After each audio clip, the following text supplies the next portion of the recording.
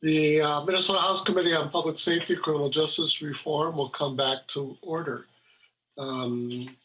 Members, we've got 4 bills, I believe, left today. We did a good job getting rid of one extra one, moving one extra one earlier.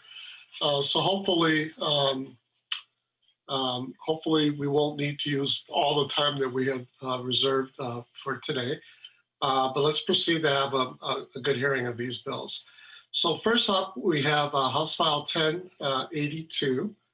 And this is a Representative Richardson bill. We're going to, looks like we're going to lay this one over. We just saw that a fiscal note is being requested on this. But in the meantime, let's get the bill before us. The chair is going to move to refer House File 1082 to the Ways and Means Committee. Representative Richardson, your bill is before us. Welcome to the committee, Chair Richardson. Thank you, Chair Mariani. House File 1082 would authorize the inclusion of a disability impact statement and a pre-sentence investigation report. The bill would require the court to inquire whether a defendant convicted of a crime is an individual with a disability under the Americans with Disabilities Act. At sentencing, the court may take into account relevant information within the report. People with disabilities are more likely to experience victimization, be arrested, be charged with a crime, and serve longer sentences once convicted than those without a disability.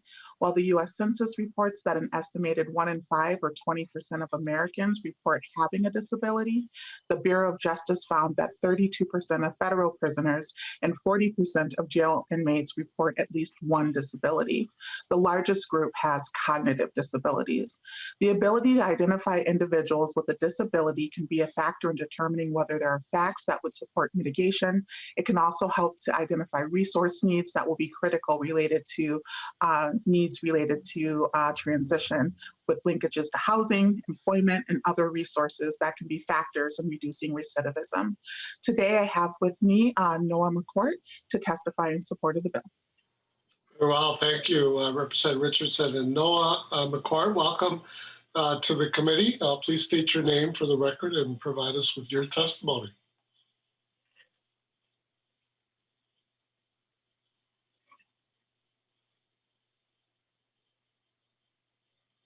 And you're either muted or we're still trying to get you connected.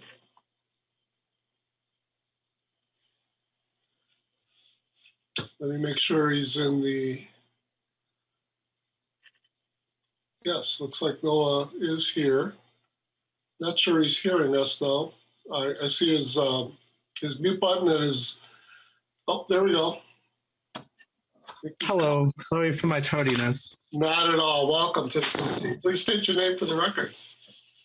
My name is Noah McCourt.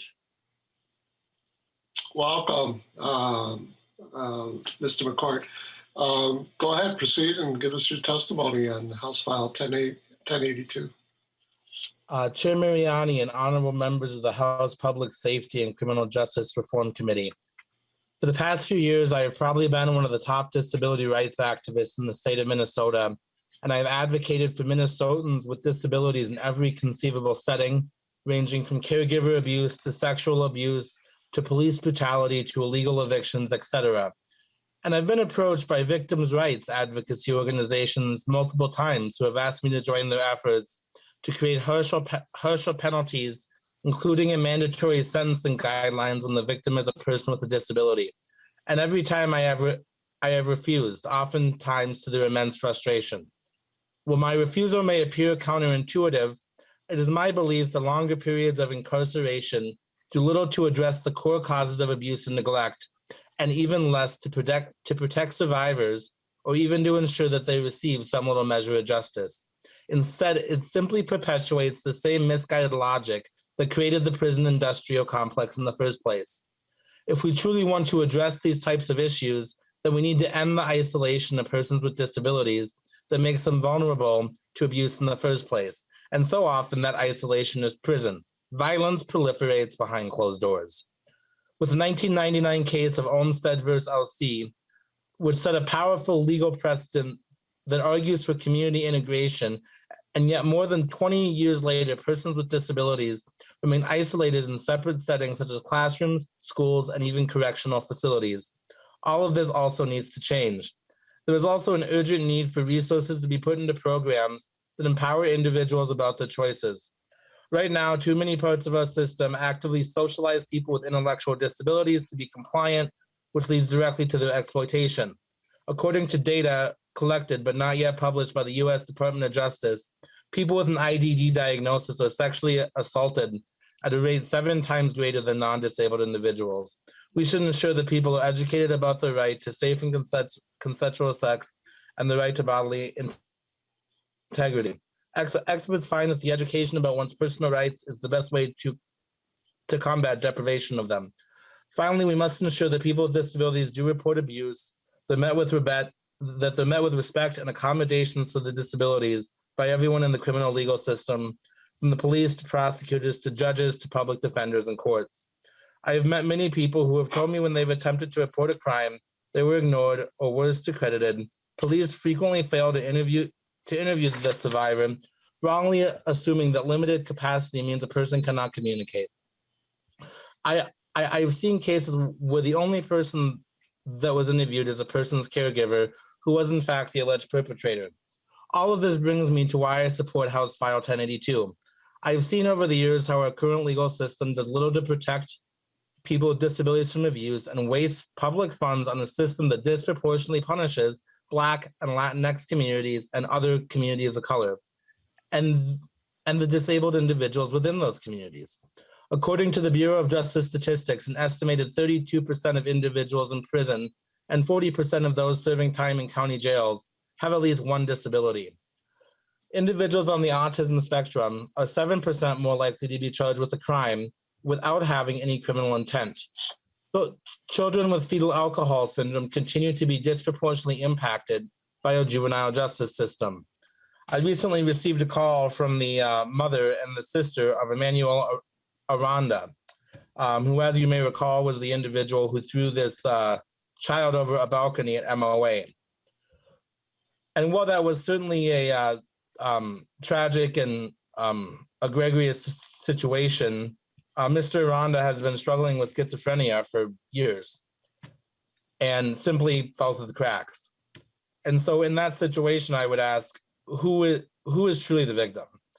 Truly meaningful change can be achieved with punitive measures, such as longer prison terms, even if imposing them might feel momentarily cathartic. Stopping the creation of unnecessary victims and really seeking to change the prison industrial complex at its core takes real change. It takes time, planning, effort, and courage. Representative Richardson's plan in House File 1082 is a prime example of that courage. It moves us in the right direction, and it invites and includes the voices of those most impacted. And I strongly encourage the passage of House File 1082. Thank you. Thank you, Mr. McCourt. And Representative Richardson, I don't think you have any other testifiers. That's correct, Mr. Chair. Okay, very well. So let's open up for discussion, see if there are any comments or discussions or questions.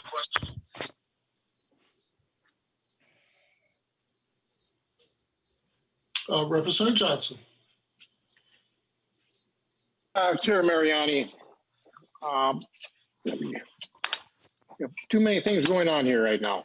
If you understand, trying to find my pages on my computer. Quite all right. Take your time. We're all challenged by that, believe me.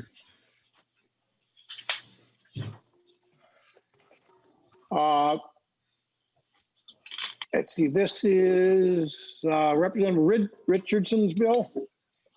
House File 1082. Yes. 1082. I'd find the right page on with my stack of stuff here.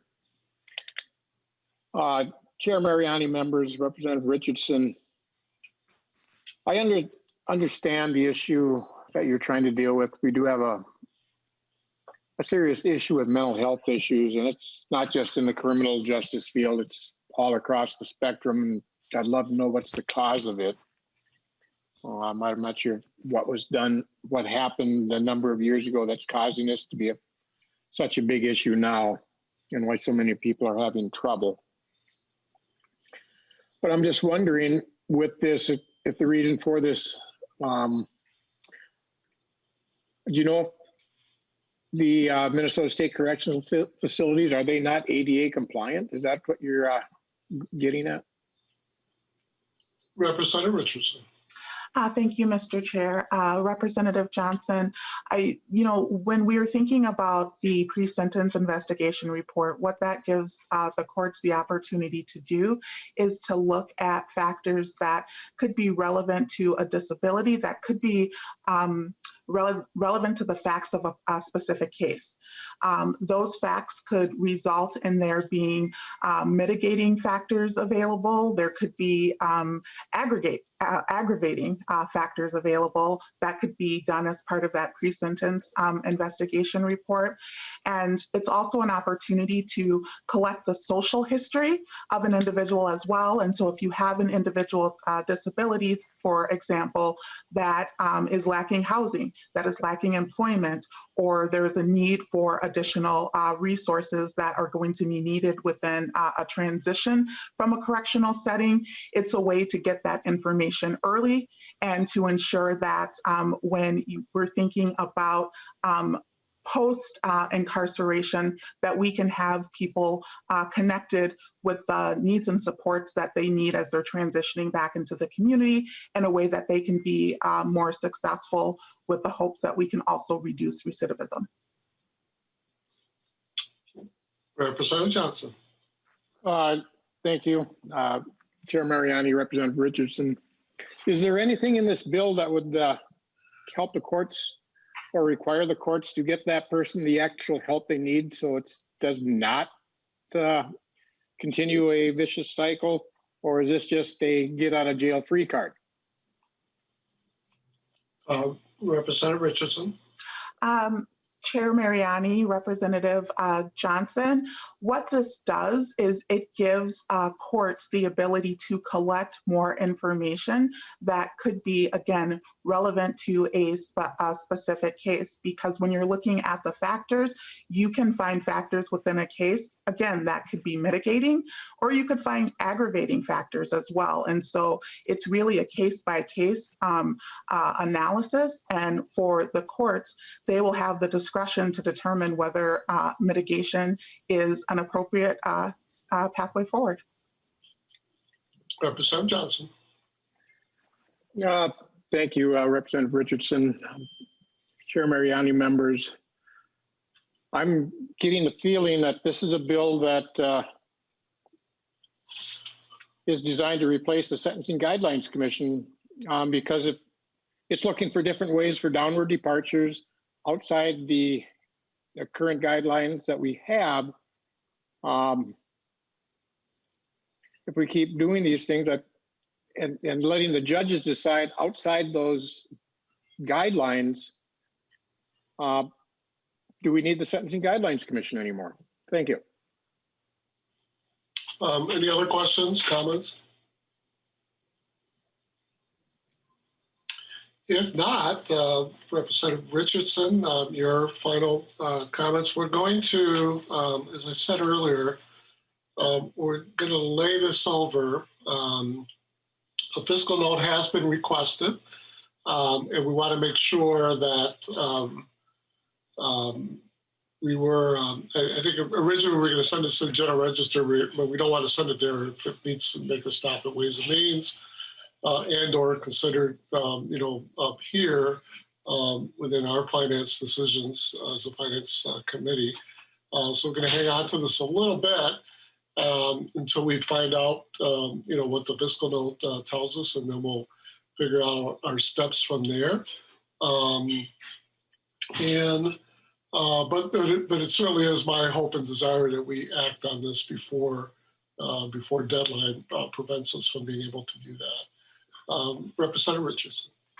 Thank you, Mr. Chair. I had some discussions with fiscal staff, and they believe that there will not be a fiscal cost to this, but I think it makes sense as you are laying this over until we get that officially from them as well. And I appreciate the opportunity to present today. Thank you, Chair Mariani.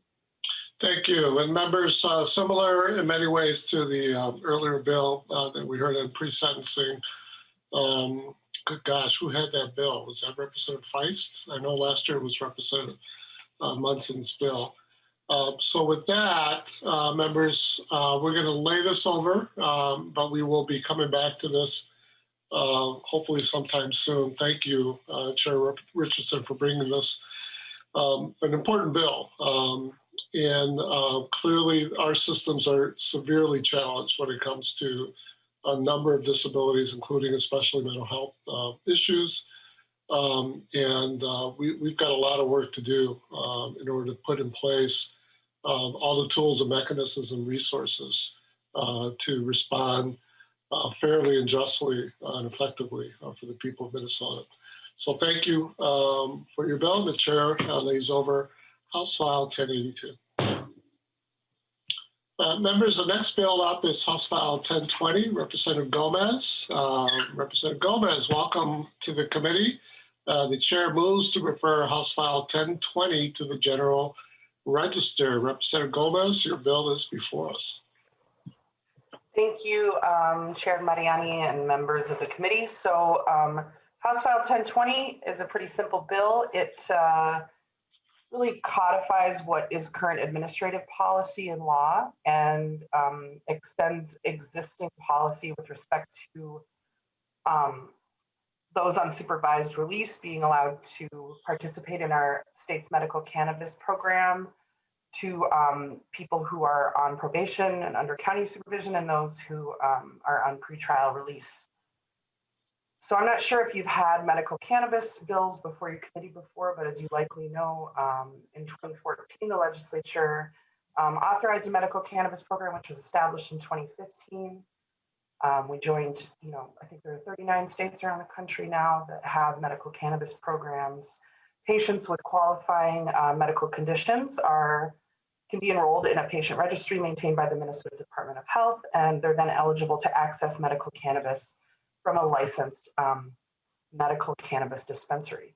So in your packet for today, you will find a letter of support from the Minnesota Department of Corrections, along with the original memo that they sent out on March 25th of 2019, changing kind of the administrative policy around access to the medical cannabis program for people who are justice system involved. So since that time, this has kind of been policy, but the issue is that, folks who are under the Community Corrections Act counties, there's sort of like differences maybe in ways that those folks are treated depending on what county they're in, depending on who their parole officer is, depending on what judge they get. So this sort of just really just codifies that administrative policy and makes it more consistent across the entire state, so that medical cannabis patients who are justice system involved are not treated differently depending on, where they live, or whether they're in a CCA county or, under state supervision. So I did have a chance also to speak with the Minnesota Association of Community Corrections Act counties. They're neutral on this bill. So that's the bill, and I have a testifier with me also, Mr. Chair. Very well. Representative Gomez, I believe your testifier is Brandon Bodegos. Let me call you forward, sir. If you can state your name for the record and give us your testimony, we greatly appreciate it. Welcome to the committee. Thank you, Chair Mariani. Chair Mariani and committee members, thank you for hearing my testimony today. I'm coming forward in support of HF 1020. My name is Brandon Borges. I'm a Minneapolis attorney. I've been practicing for a little over 10 years now. I'm the co-founder of Sensible Minnesota and Sensible Change Minnesota, a former board member, and their current advisory board chair for Sensible Change Minnesota. I'm bringing that up because in that capacity, I've had the opportunity to represent a large number of clients on facing issues in the criminal defense field. And I'm really grateful this bill's getting a hearing because it addresses a serious issue that I've run into since the medical cannabis bill passed in 2014. Now, since then, I've had clients who were also patients, and they've faced the possibility of losing access to their medicine based on what usually amounted to a lottery. Now, I know things have changed since 2019, but between then and now, And even now, there's as Representative Gomez pointed out, there's a combination of different venues, judges, probations, officers, prosecutors, and that often meant I could not only tell my clients whether or not their medicine would be at stake, even though they hadn't been convicted, I could also not advise them what would happen after. So for my clients with Crohn's, that meant possibly putting their remission at risk. For my clients with PTSD, even though some of them were veterans who got this diagnosis in the process of defending our country, their chronic pain and flashbacks, they're at the whim of where they were charged with a crime. So needless to say, I got different results in Stearns County or in Faribault, depending on where I made my appearances. Most of the time, those were cases of first impression. And I do like to think, we all have these constitutional rights, though the one thing that I get often from judges across the board is to take all medications as prescribed by doctors. This is not something that I would hear naturally from judges when it was regarding medical cannabis. Often I was faced, depending on the venue, with completely differing opinions there. So I'm very grateful that this legislation is doing something that really is codifying what the Department of Corrections is set forth in the letter that all of you have in your packets today. It gives attorneys tangible and really foreseeable way to advise their clients of their rights, regardless of who's setting policy at the administrative level. So with that, I just want to say, please support this bill. Thank you, Representative Gomez, for authoring it. I would also like to thank Committee Member Jean and Chairman Mariani. Thank you, and you and the members of the committee for hearing my testimony and supporting this bill. It doesn't necessarily look like a huge step, as it is a technical codification of what there is now as a departmental policy, but it will matter in the future in terms of something happens when the next election rolls around. And I think that that's something our patients deserve. So thank you. Very well. Thank you for your testimony, Mr. Burgos. You're welcome. And please stick around for questions if you're able to. And Representative Gomez, I don't think you have any other testifiers, so I'll just open this up then for discussion and questions, comments, et cetera. And we do have Representative Raleigh. Representative Raleigh. Thank you, Mr. Chair. I appreciate it. And Representative Gomez, thank you very much for showing up, and welcome to the evening. I'm looking forward to this discussion. As was mentioned, you're not sure that a lot of us have had a chance to get medical marijuana. As a freshman here, I've not had a lot of chances to it. So my questions are going to probably be a little bit showing that I don't know a whole lot about this. So the first question I've got specifically as we're dealing with medical marijuana, and Mr. Chair, if you could indulge me just for a moment, I want to ask a couple questions to make sure that I understand the framing of this correctly. My first question is, medical marijuana right now is legal in Minnesota as long as there is a doctor's reference, or and maybe your testifier has a better understanding of this, and I'd love to hear it. Who can prescribe a medical marijuana card to a patient now? Representative Gomez, we'll start with you.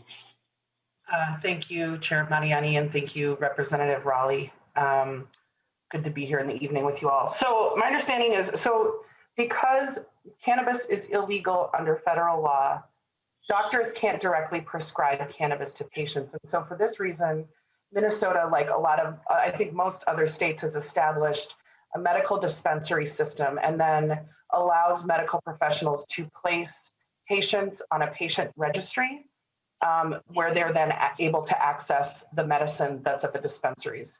And I don't know if Mr. Burgos, honestly, I don't know the ins and outs of this program that well. I'm sure he knows more than I do. If it's I think it's just doctors who are able to recommend patients for placement on the medical cannabis registry. And then there are requirements in statute about qualifying to be placed on the registry. But I don't know if Mr. Burgos has other comments he wanted to add. Let's see if he does. Mr. Burgos. Thank you, Chair Mariani. Representative Raleigh, basically the way the system has run in Minnesota differs a little bit from what you would see in other states. Specifically, what we have in Minnesota is, as Representative Gomez pointed out, is a system in which a patient will go into a doctor. They must, in many cases, be there with their primary healthcare provider, or at least someone that can certify them for the enumerated conditions that are listed in underneath the Minnesota approved conditions list. Now, those are things that are in there by statute and then have been added by the commissioner after a lot of public information that gets provided during that process. After that, patients go through that certification process. Their doctor actually signs up with the Office of Medical Cannabis, which is under the Department of Health, and then the patient waits for the approval to come through when they apply to that. When they go in to pick up their meds, they've been able to, at the Office of Medical Cannabis, act as an information gathering repository. So what we have in Minnesota is a little bit different than what you'd see in other states, in that we're actually collecting data on the efficacy of the program. So if you're interested in that information, I'd be happy to share it with you. It's also pretty readily available. But the long route of it is, patients in Minnesota need to go through a doctor, and they need to show that they qualify under one of these conditions. That needs to be done once a year, and then they'll pay a fee depending on what their income level is. Representative Raleigh. Thank you, Mr. Chair. I really appreciate that background. So that it does lead exactly into my line of questioning. Specifically, if a court requires an offender to participate in a chemical dependency program. So I'm going to bifurcate the question here into two areas. A chemical dependency program that does not involve cannabinoids or anything to do with cannabis or marijuana. And then the second one would be some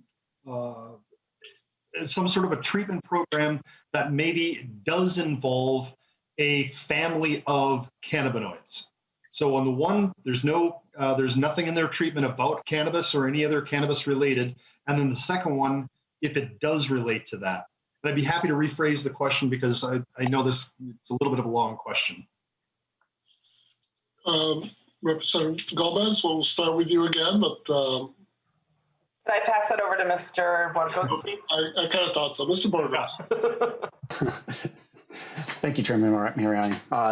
Representative Raleigh, from what I've encountered, the chemical dependency programs that are in the United States, within the state of Minnesota anyway, in the patients that I have had on the actual medical cannabis program, when the courts have asked the patients that I've had to go through the process, they usually require a chemical dependency evaluation. So remember that this is all under this overarching guise of the potential patient going in case of getting arrested for some other controlled substance crime, under suspicion of that, or some reason for the court to ask them to undergo a chemical dependency evaluation.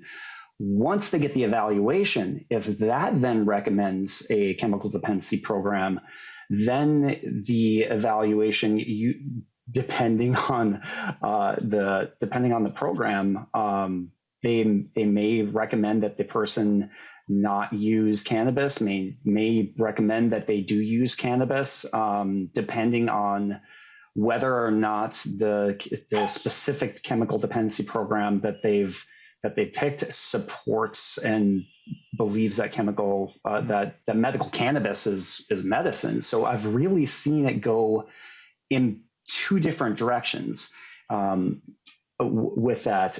I guess I could expand a little bit on that as well, if that's helpful.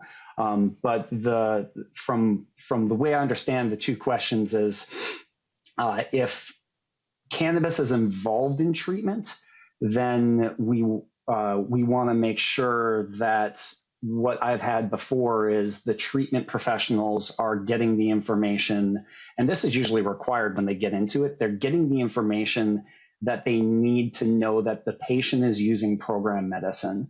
So that's one of the most important things that I've seen as showing up as a concern with chemical dependency evaluators.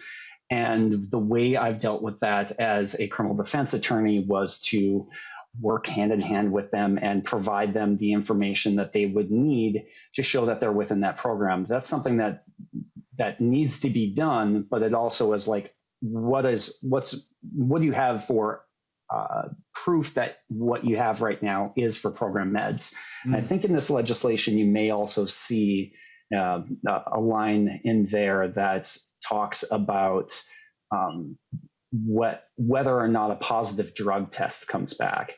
When that itself is taken into consideration by probation, for example, on pretrial release, what you would expect is them for probation. Generally, what has happened at least underneath the new DOC rules is that they've then looked to see whether or not that's actually been program meds that the patients have been using. Representative Raleigh.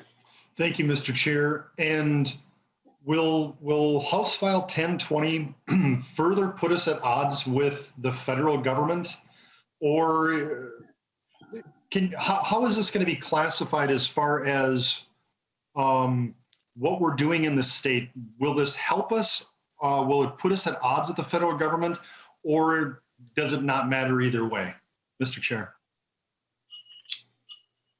Representative Gomez. I feel like that question's sort of above my pay grade, but I guess I'll, I guess I can try to just say that, 39 states have medical cannabis programs.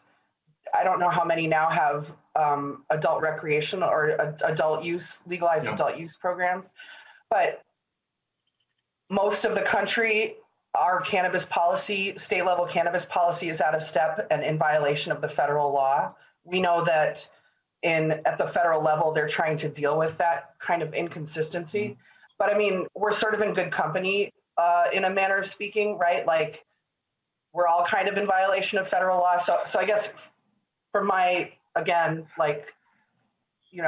maybe unqualified perspective, it's kind of like codifying this small administrative policy in statute, I don't think puts us in a better or worse position relative to whether we comply or don't with federal law, but I'm not a lawyer. So. Yeah, I would tend to agree with you, but I don't know either. I'm wondering whether other legislation or other law exists in other states relative to access being properly right. I imagine that's kind of where also you're going, Representative Raleigh. Like, yes, Mr. Chair. We like the first ones to address this issue.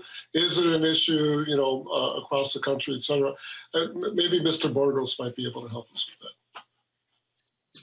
Chairman Mariani, Representative Raleigh, from what I've seen in other states, I don't have good visibility on the specifics of state-by-state allowances for medical cannabis underneath the department, their individual state administrative bodies, like the Department of Corrections. Though what I can say is that as far as the state is concerned, when we're talking about federal conflict, what I can say with certainty is that states are responsible for enacting, administrating, and also containing their own lawbreakers. So people who happen to be underneath state supervision, they don't fall underneath federal guidelines.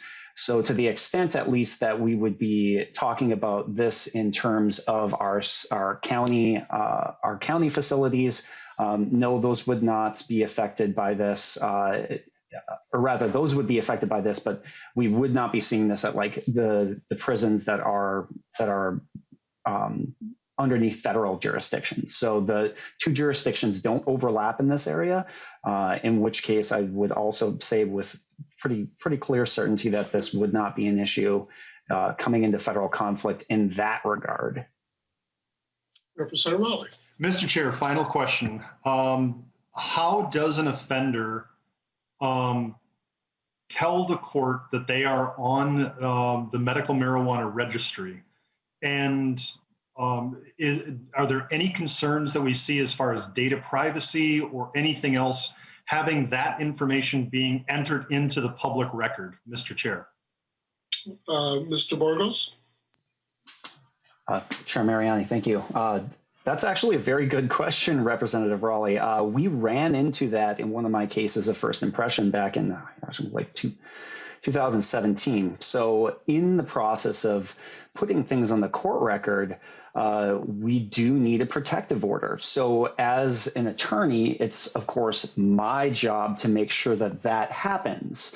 Now, the current legislation itself protects the patient database from discovery without warrants. Though that information is all kept under lock and key at the Office of Medical Cannabis. So there's not access to the patient registry. But once we start involving court records, then as an attorney, what I need to do is I need to draw up a document that I'm going to present with what is then the patient's registry underneath the Department of Health. So those two things given to the court then seals that record, and then it's not discoverable, because the idea is that even if all charges are dropped, we don't want the record still floating out there, because frankly, we're at odds. You know, we want to make sure we're protecting our citizens here, and that's what we've been doing. So thank you for that question. I appreciate it. Representative Raleigh. Mr. Chair, bingo on that last one. That's exactly what I was looking. So I appreciate the chair's indulgence. I'm satisfied, Mr. Chair.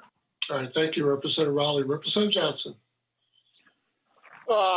Chair Mariani, Representative Gomez, Representative Raleigh just was starting to get to my point that I wanted to bring up. These medical records in the cannabis registry is private data, and court records are public data. I don't know how many lawyers actually know how to do all the process for going through to protect that information. A lot of times they never do. And this would get a lot of information out that some people would not want to be out. So it's in to get this court record. I'm just wondering how, unless the lawyer brings the information in and the person on that's in the program actually tells his lawyer ahead of time so they can get that information, because you can't obtain it overnight. It does take time, and to do all the other paperwork. It's going to be a lot of time taken up in court dealing with this, because the prosecutors would never know about it. The probation officers would never know about it. The judge would be surprised with it when he shows up in court. And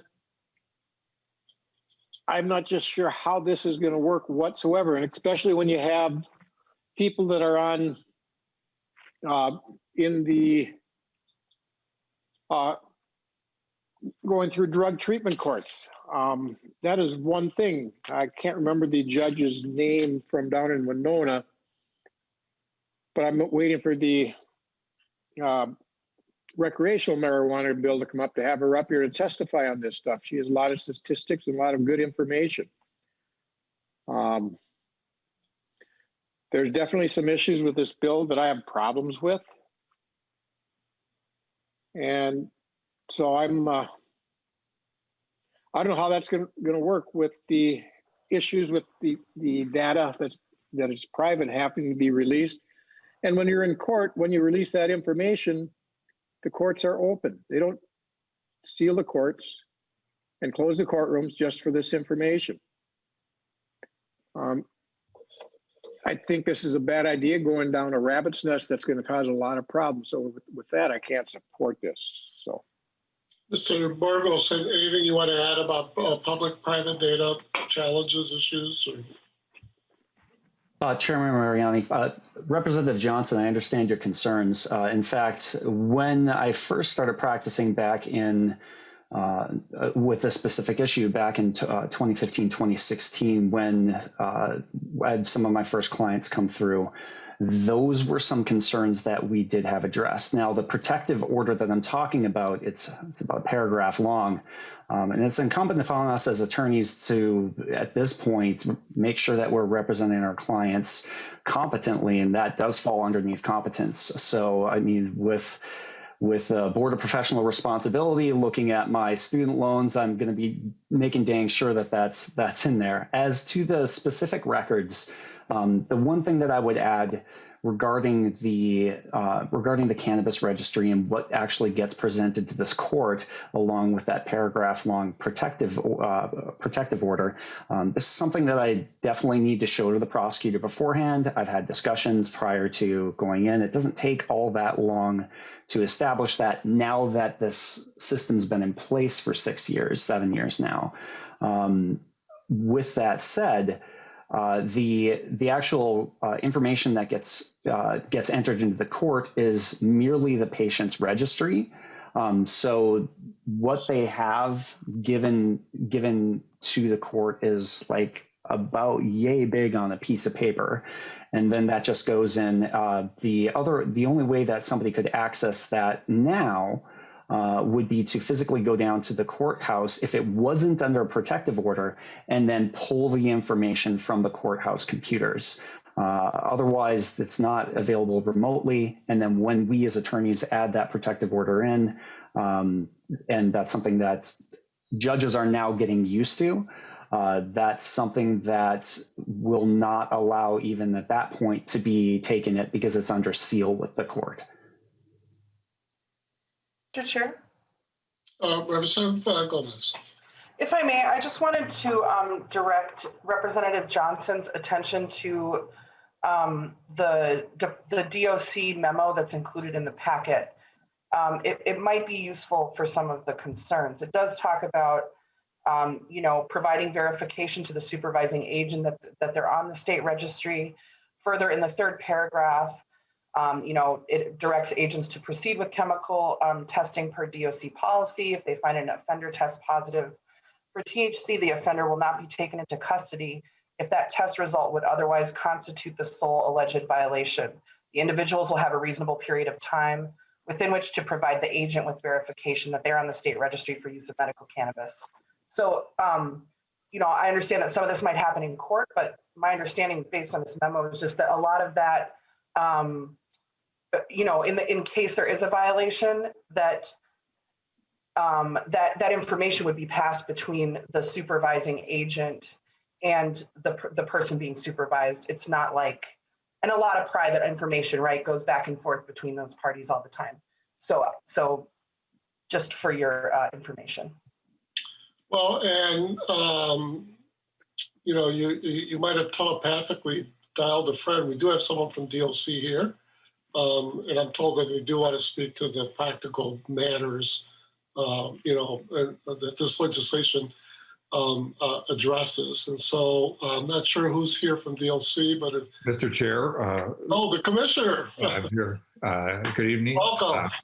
Thank you, Mr. Chair, and to Representative Johnson. I would just say that Representative Gomez just took all of the air out of the room because she answered it that as a practical matter, that is what happens. That agents and the people under supervision are having these conversations. They're working that stuff out. They are getting that information, and that at the end of the day, we want to make sure that we see this as regardless as a medical procedure, and this would not be dissimilar to people who may have other types of controlled substances that are directed, prescribed, or authorized to take.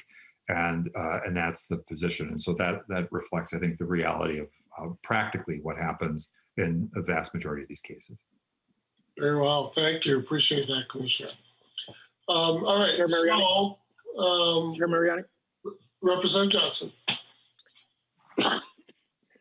Um, Chair Mariani and Commissioner Schnell, thank you for that explanation. I do have concerns on this bill. Chair Mariani, what on the motion, where is this bill headed to next? The motion is to send this to the general register. Okay. I would like you to consider there, because this deals with Chapter 152, which belongs in Health and Human Services, that they probably need to see it as well, because it deals with the registry and with medical cannabis. Also, and probably dealing with probations and that probably needs to go to judiciary and civil law as well. Again, dealing with the registry and the data to make sure that the data is not compromised in any way. So I would suggest looking at doing that. Representative Johnson, I appreciate the advice. I don't read the bill as explicitly calling out any data issues here that would require judiciary. I'll certainly have that conversation with the chair. And similarly, I don't see changes being proposed here to the registry, and so I would seriously doubt that the Health and Human Services would want to see it unless we were doing something of that nature. But I'll certainly connect with those chairs. Representative Gomez, does that kind of jive with your understanding of the legislation? It does, Mr. Chair. I mean, I'm reading through this. I see I'm struggling to understand the reason that this would need to go to Health and Human Services. We did hear a number of medical cannabis bills in that committee that were really, kind of, spoke directly to the program. Since this bill doesn't speak to the program and doesn't refer to data practices, like I said. Yeah, I believe that's correct. We'll certainly check with those chairs. Representative Edelson? Thank you, Mr. Chair, and thank you, Representative Gomez, for bringing this bill. I am supportive, and to your point, the Health Committee has already decided that medical cannabis is, in fact, an approved medicine. And I think that's what we're talking about here. You know, the largest population that is approved to take it as a qualifying condition has an intractable pain. And I don't know how many of you have somebody that has intractable pain in your family or in your life, but they have tried 2 to 3 to sometimes 5 other medicines. And the commissioner mentioned controlled substances. We have people with, and I believe the commissioner can confirm this, but we have people on supervised release that take controlled substances already, but they have a prescription. And how is this any different, I guess? So I feel like we're debating whether or not medical cannabis is a medicine. Well, the state of Minnesota has already said it is in 2014 when we passed the rule. Really what this is about is whether or not somebody on supervised release should have this medicine. And I guess, let's think about this too, as people that have cancer use this. I have a good friend whose aunt wanted to use medical cannabis but couldn't afford it. It was the medicine that worked best for her. People with severe and persistent muscle spasms. So I guess it's just, reminding members what this is really about. So thank you so much, Representative Gomez, and I'll be adding myself as a co-author. Thanks. Thank you, Representative Edelson. It's helpful. Representative Lucero. Thank you, Mr. Chair, and Representative Gomez. I'm a strong supporter of medical marijuana. So I was already in your camp. But you know what? The conversation that pushed me from a yes to a hard yes is the conversation of a conflict with federal government. You and I, kindred spirits. Whenever there is an opportunity to thumb our nose at the federal government and exercise states' rights, I am all in. And so I moved myself from yes to a hard yes. Thank you, Mr. Chair. Conversation we've been having for well over 200 years, Representative Lucero. And I'll have to follow up with you about this hard yes definition. I'm intrigued by it. Representative Hewitt. Sorry, Representative Chair Mariani. Real quick question. If the commissioner is still here, I'm hoping he can answer this. This is a non-traditional form of medicine. I mean, we recognize it as one of the healing processes. what do we do for other inmates and other prisoners that seem to, like, chiropractic care works for them, or non-traditional Asian medicines? Are they able to get those cares as they're incarcerated? Or, I mean, it's just a question. Commissioner, are you still with us? Yes, Mr. Chair, Representative Hewitt, I think it's a good question. Absolutely. We have all kinds of people involved in a host of different alternative treatment mechanisms, including people, as Representative Ellison noted, people with confirmed cases, medically diagnosed with ADHD, taking Ritalin and other types of medication that are on the controlled substances.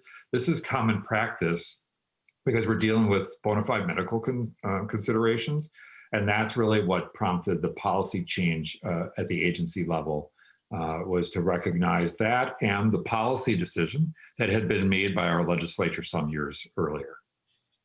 And one quick question, Mr. Chair, and that goes for patients that refuse treatment altogether, right? I mean, if a prisoner decides he doesn't or she doesn't want any kind of care or wants to be in hospice, they can choose that too, right?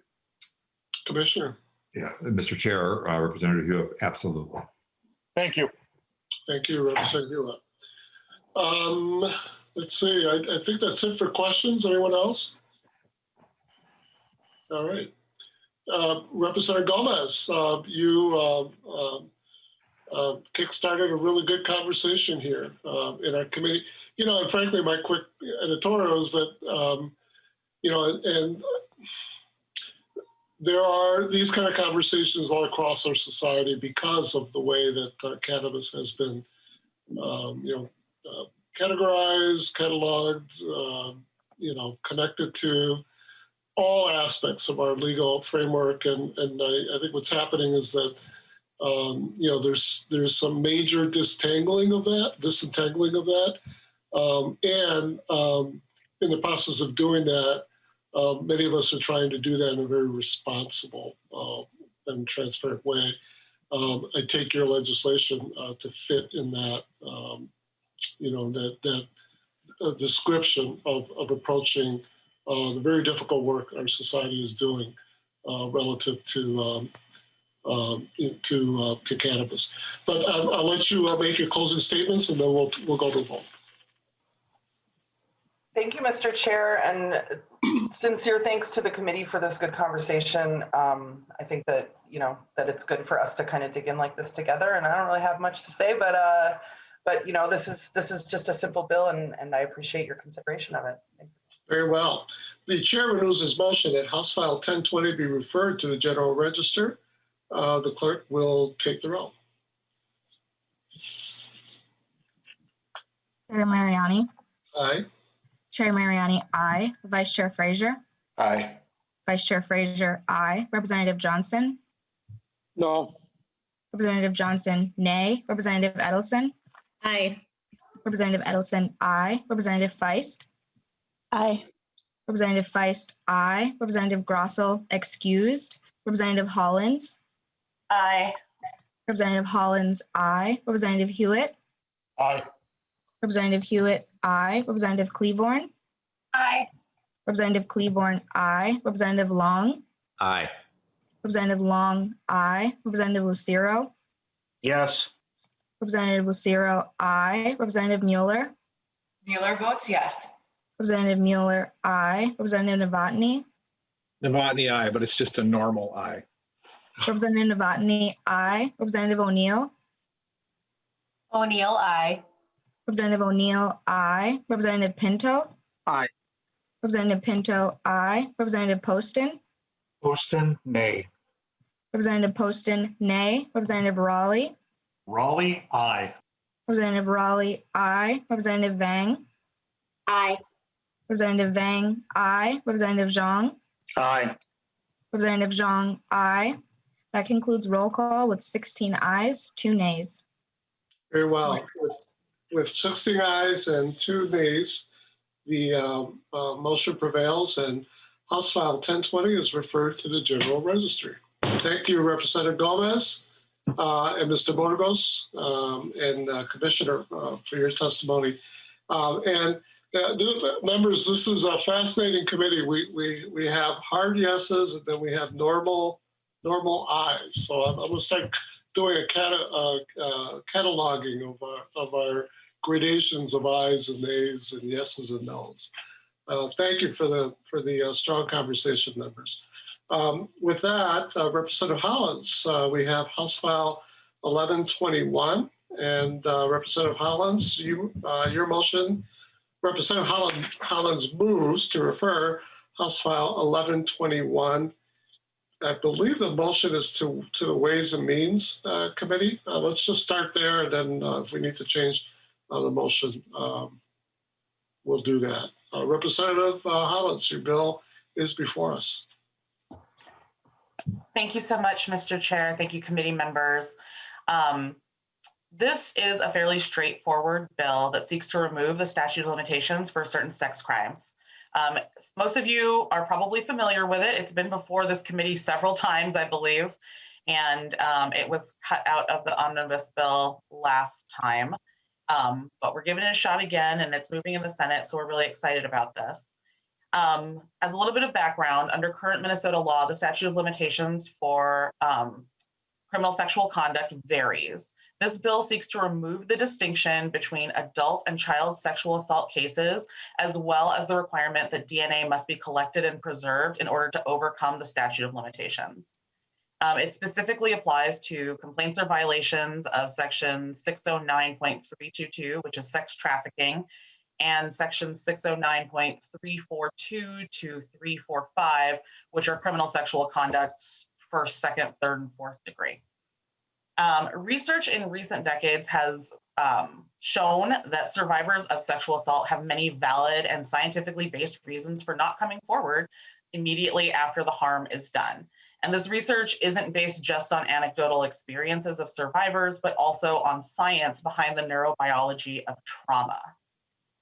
I really would like the majority of my allotted time to go to my two testifiers who are also survivors, but I wanted to add a quick note that this legislation is supported by the Minnesota County Attorneys Association, the Ramsey County Sheriff, Ramsey County Attorney John Choi, Ramsey County Commissioners Trista Matas-Castillo and Jim McDonough, the Minnesota Coalition Against Sexual Assault, the Zero Abuse Project, and many individual survivors that have reached out. And I'd now like to give the remainder of my time to let you all hear from two powerful survivors who are prepared to testify today. Very well. And Representative Hollins, I have Bill Dinkle and Asma Nizami. Is that correct? I think her last name is Mohammed. I got it wrong, but yes. All right. Well, let's start with the first person I have. I hope this is right. Bill Dinkle. So that's correct. Okay, very well. Welcome to the committee. Bill Dinkle, please state your name for the record and give us your testimony. Hi, good evening, Chair Mariani and members. Thank you. My name is William Billy Dinkle. I'm very grateful to be here tonight. Thank you very much for allowing me to testify tonight. I'm also very grateful to my state representative, Athena Hollins. Thank you for championing this bill and being a champion for victims and survivors. There are a lot of people to thank that have been here and done a lot of hard work on this bill. Sarah Super, Usma, who you'll hear from next, have done yeoman's work on this bill to get it to a point where I think we have an opportunity to turn this bill into law. I want to start. In your materials, there's my story in the St. Cloud Times of June 7th, 2020. I am a 52-year-old survivor of long-time, sometimes violent childhood sexual abuse on the farm I grew up on in Long Prairie, Minnesota. Between the ages of 8 and 13, a family member, technically a live-in farmhand, abused me in some pretty graphic ways over the course of that time.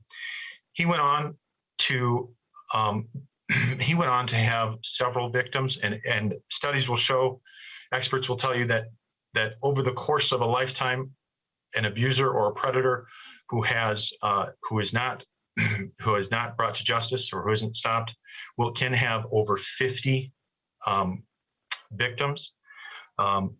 I have been contacted by 13 other victims of George Otremba, and their stories are very similar to mine.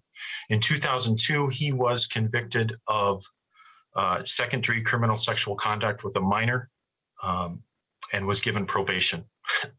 So we weren't even contacted. There wasn't even a way to, you can see how how easily with this law intact, we could have maybe kept that off of, kept those victims safe had I been able to come forward sooner. I came forward at the age of 50. My abuse started at the age of 8. Average is about 23 years, they say. So decades can come before what Representative Hollins was talking about, before a victim can have the maturity and the wherewithal to actually come forward and talk to law enforcement, or even talk to just a therapist or family about this.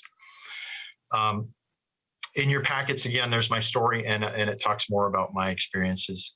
I do want to say that if you pass this bill, or if you vote this bill into law, or onto the floor, and then it gets voted into law, there's 2 powerful messages that this bill sends to 2 distinct groups of people. First of all, it sends an extremely important message to people like me, to victims and survivors of childhood sexual abuse.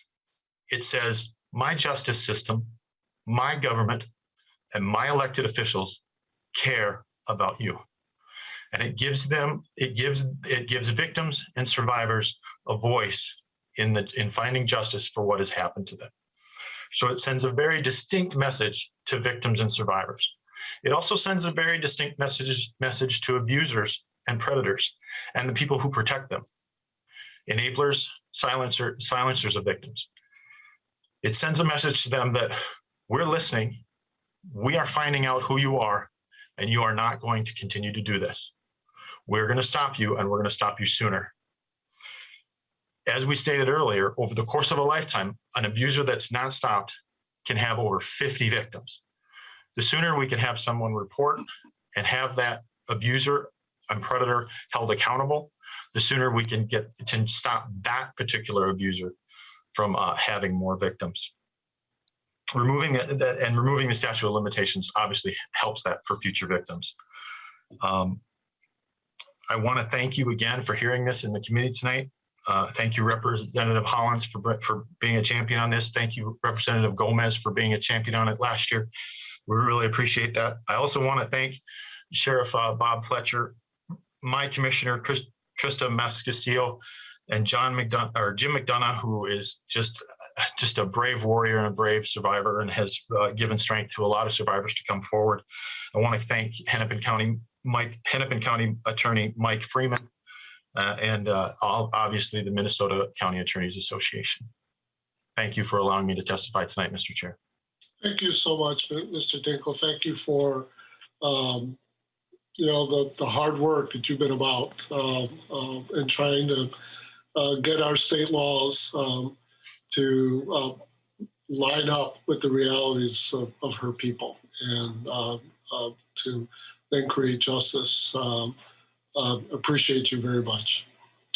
With that, Representative Hollins, you have a second testifier. I'm going to ask the testifier to come forward, state their name for the record. I'm not going to try because I think I have the wrong person listed here, but I'll ask that individual come forward, state your name for the record, please, and provide us with your testimony. Thank you, Chair Mariani. This is Asma Mohammed. Have had 2 different last names, so no worries about that. Thank you, committee members, for hearing me. Again, my name is Asma Mohammed, and I have been advocating for this bill for 4 years now with my dear friend and fellow survivor, Sarah Super. Thank you to Representative Gomez, who has championed this in the past, and to Representative Hollins, who is championing this effort now. We were first moved to eliminate the statute of limitations 4 years ago because we saw a need in our communities and we wanted to fix what was broken.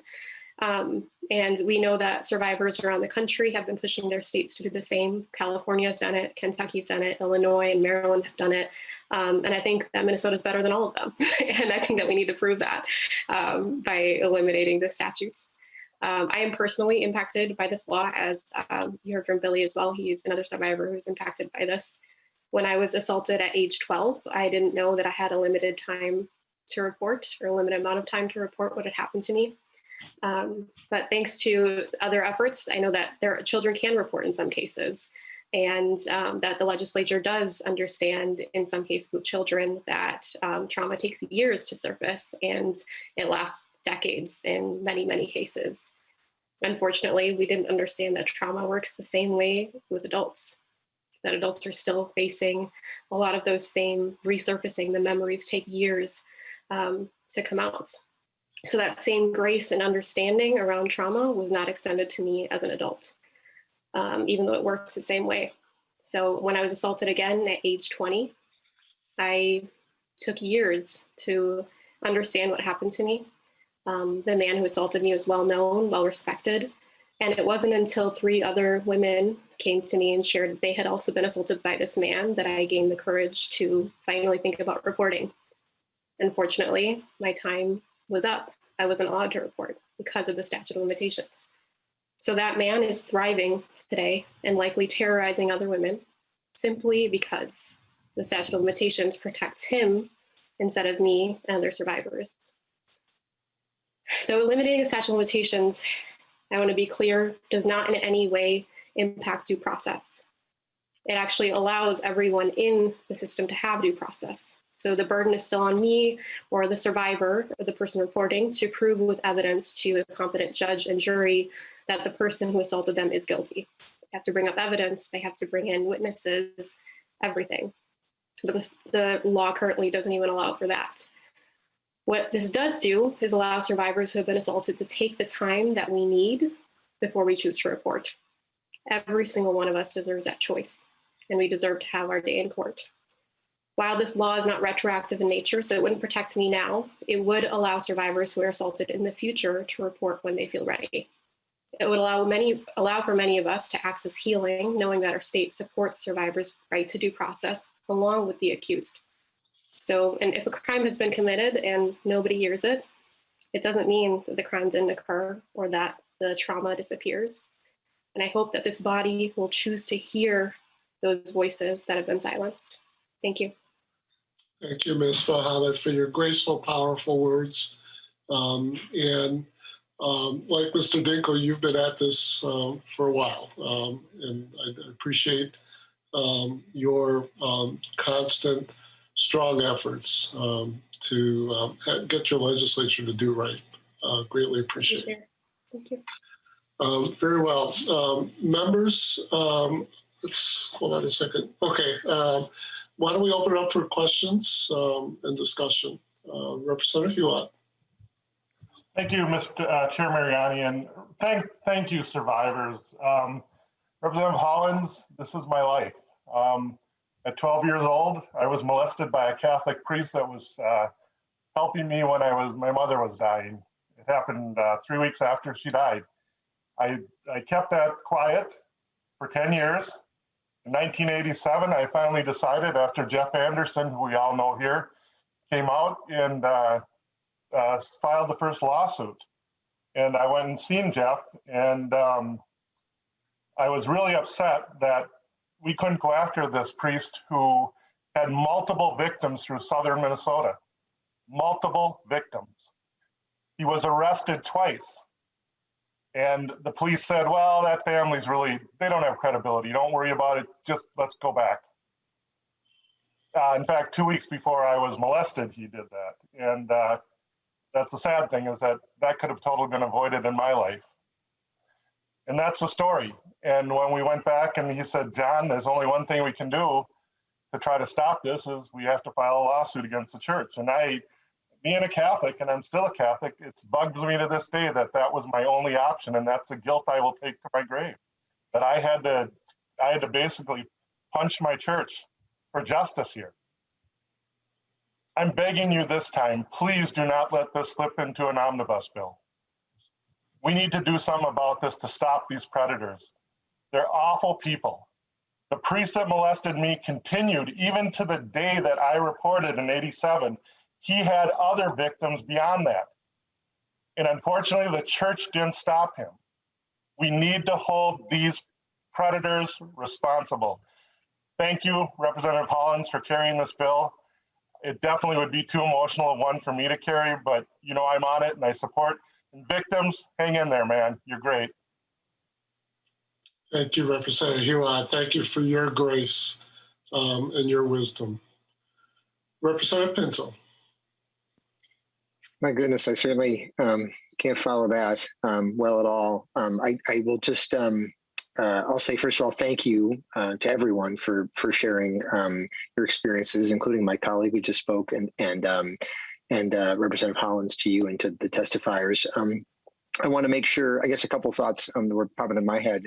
I did want to emphasize the point about due process not being a concern here, because I'll note that as a prosecutor, usually the longer a time between the crime, the offense, and then when we have a charge, that makes it that much harder. We're talking about situations that may be very hard to charge and to deal with. But boy, the last thing that we want to do is to have our system deny even the opportunity, even the chance for justice. And so I'm just so grateful for the pursuit of this. And I guess I wanted to make sure to give a shout out to somebody who's not on this, but actually not on this call, but the person who first authored this proposal, I was there at the press conference with her, and actually spoke, was Congresswoman Ilhan Omar. And so we've had this handoff from Congressman Omar to Representative Gomez, to Representative Hollins. You got three amazing leaders and champions there in the handoff. And that's quite don't get in the way of any of the three of them. So I just want to make sure that we recognize the contributions of our member of Congress. Well, those of you on the west side, I guess I've got a different member of Congress in making this happen. And I certainly hope that this is the time to do it for all of us. So thank you so much. Let's make it happen this term. Thanks so much. Thank you, Representative Pinto. Representative O'Neill. Thank you, Madam Chair and members. I just want to urge my side of the aisle to support this bill. I actually had this provision in the Hannah Law bill from 2 bienniums ago, and it was literally sat side by side, I believe, with Representative Gomez, I think, that had it at that time. And this is so incredibly important for the whole package of things that we're doing to get justice for victims of sexual violence. And, it was just, the testifiers just absolutely laid out the issue. And just so that the public knows and my side knows, that we know that if there's DNA collected, that doesn't have a statute of limitations. But it's the cases like they just laid out, in particular child cases or cases of contact, or there isn't DNA collected for some reason where someone was too traumatized to get a rape kit done. This gives them some solace and some ability to have a case moving forward. And, you're absolutely right. I believe it was Representative Pinto said that it is so challenging to try these cases with time past.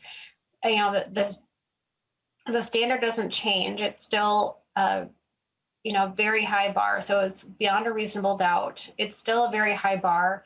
But if this could be one thing that could get us to that verdict, and again, the more I learn about DNA and the cross-section between cases, like I said before, burglary cases, the same DNA is found in burglary cases as they are on the rape kits. So there is such a cross-section, and you wonder who is the victimology. Well, it's really just who's available. I mean, the person that is a predator is looking for an easy victim. So whether it be, their own child, a neighbor child, a stepdaughter, they're a coach and it was a child on the team, or it was a coworker at work. It just is who is vulnerable and who's available. And so, yes, they have dozens, if not, more than that, victims. And so if we could get justice and put, just stop 1, 2, 3, 4, 10, 100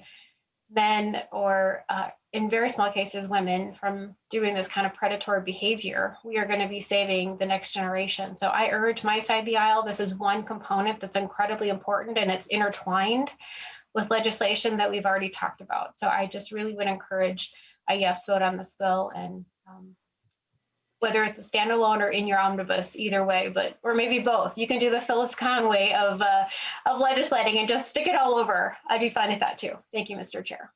Thank you, Representative O'Neill. We did carry this 2 years ago in the omnibus. You serve in his body long enough, and you learn to pursue every avenue possible before you in order to, produce good laws.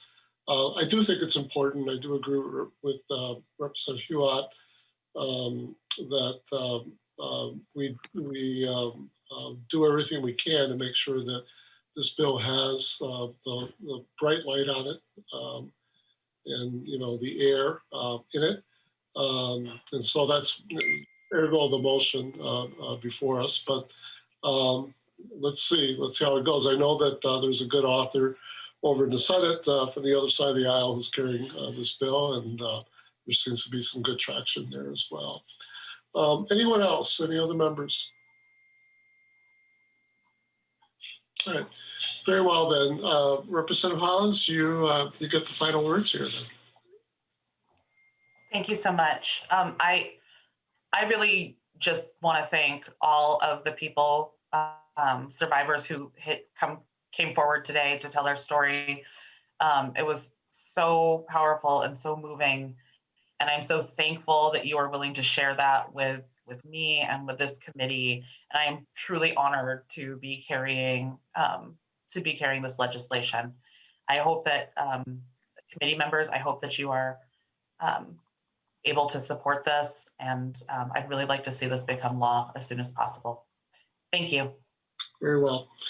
Representative Hollins renews her motion to refer House File 1121 to the Committee on Ways and Means. The clerk will take the roll. Chair Mariani. Aye. Chair Mariani, aye. Vice Chair Fraser. Aye. Vice Chair Fraser, aye. Representative Johnson. Aye. Representative Johnson, aye. Representative Edelson. Aye. Representative Edelson, aye. Representative Feist. Aye. Representative Feist, aye. Representative Grosso, excused. Representative Hollins. Aye. Representative Hollins, aye. Representative Hewitt. Aye. Representative Hewitt, aye. Representative Cleavorn. Aye. Representative Cleavorn, aye. Representative Long. Aye. Representative Long, aye. Representative Lucero. Representative Lucero. Representative Mueller. Mueller votes yes. Representative Mueller, aye. Representative Novotny. Novotny, aye. Representative Novotny, aye. Representative O'Neill. O'Neill, aye. Representative O'Neill, aye. Representative Pinto. Aye. Representative Pinto, aye. Representative Poston. Poston, aye. Representative Poston, aye. Representative Raleigh. Raleigh, aye. Representative Raleigh, aye. Representative Vang. Aye. Representative Vang, aye. Representative Zhang. Aye. Representative Zhang, aye. Representative Lucero. That concludes roll call with 17 ayes. Very well, members. With 17 ayes and no nays, the motion prevails. And House File 1121 is referred to the Committee on Ways and Means. Thank you again, Representative Hollins. Thank you, Mr. Dinko, Ms. Mohammed. Thank you, Representative Hewitt. It's been a real privilege to be part of this conversation together today. With that, members, we will move on to House File 1162, Representative Pinto. Representative Pinto moves to refer House File 1162. And Representative Pinto, I believe the motion is to Ways and Means. And so if that's your motion, just let me know and then we'll get the bill before us. Mr. Chair, I guess I wasn't certain of that. I'm not sure if Mr. Walls knows. Are we expecting there to be a cost then? Is that because otherwise I think the motion would be to just send it to the general register. Not sure if. I'll tell you what, why don't we have the motion and move it to the general register. That way the bill is before us. Then we'll engage with Mr. Walls in a few minutes. And if we need to adjust the motion, then we'll do that. And Mr. Chair, So Representative Pinto moves to refer House File 1162 to the general register. The bill is now before us. Representative Pinto. Mr. Chair, I thought I heard another member, perhaps Lee Johnson. I'm not sure. Yeah, Chair Mariani. Representative Johnson. I was going to bring up the fact that under House Rule 4.10, this would need to go to, I believe, Ways and Means because there is a cost to this bill. Well, this is probably a good time to bring in Mr. Walsh. Mr. Walsh, what can you tell us about the fiscal note or fiscal impact of this bill? Mr. Chair, there is a small cost to this bill. There was a fiscal note requested, and I believe the cost is $25,000. Representative Pinto, I think your motion probably is to go to Ways and Means. That it doesn't mean that Ways and Means will. Well, I think that's probably your appropriate motion, but I'll take your advice, Representative Pinto. No, thank you, Mr. Chair, and my apologies for that. So then, in that case, yes, it would be to send it to Ways and Means. I will hope the chair may consider including it in the committee's budget bill as well. But the hope would be to send to Ways and Means. That would be my motion, Mr. Chair. Very well. Representative Pinto amends his motion to refer House File 1162 to the Ways and Means Committee. The bill is before us. Representative Pinto.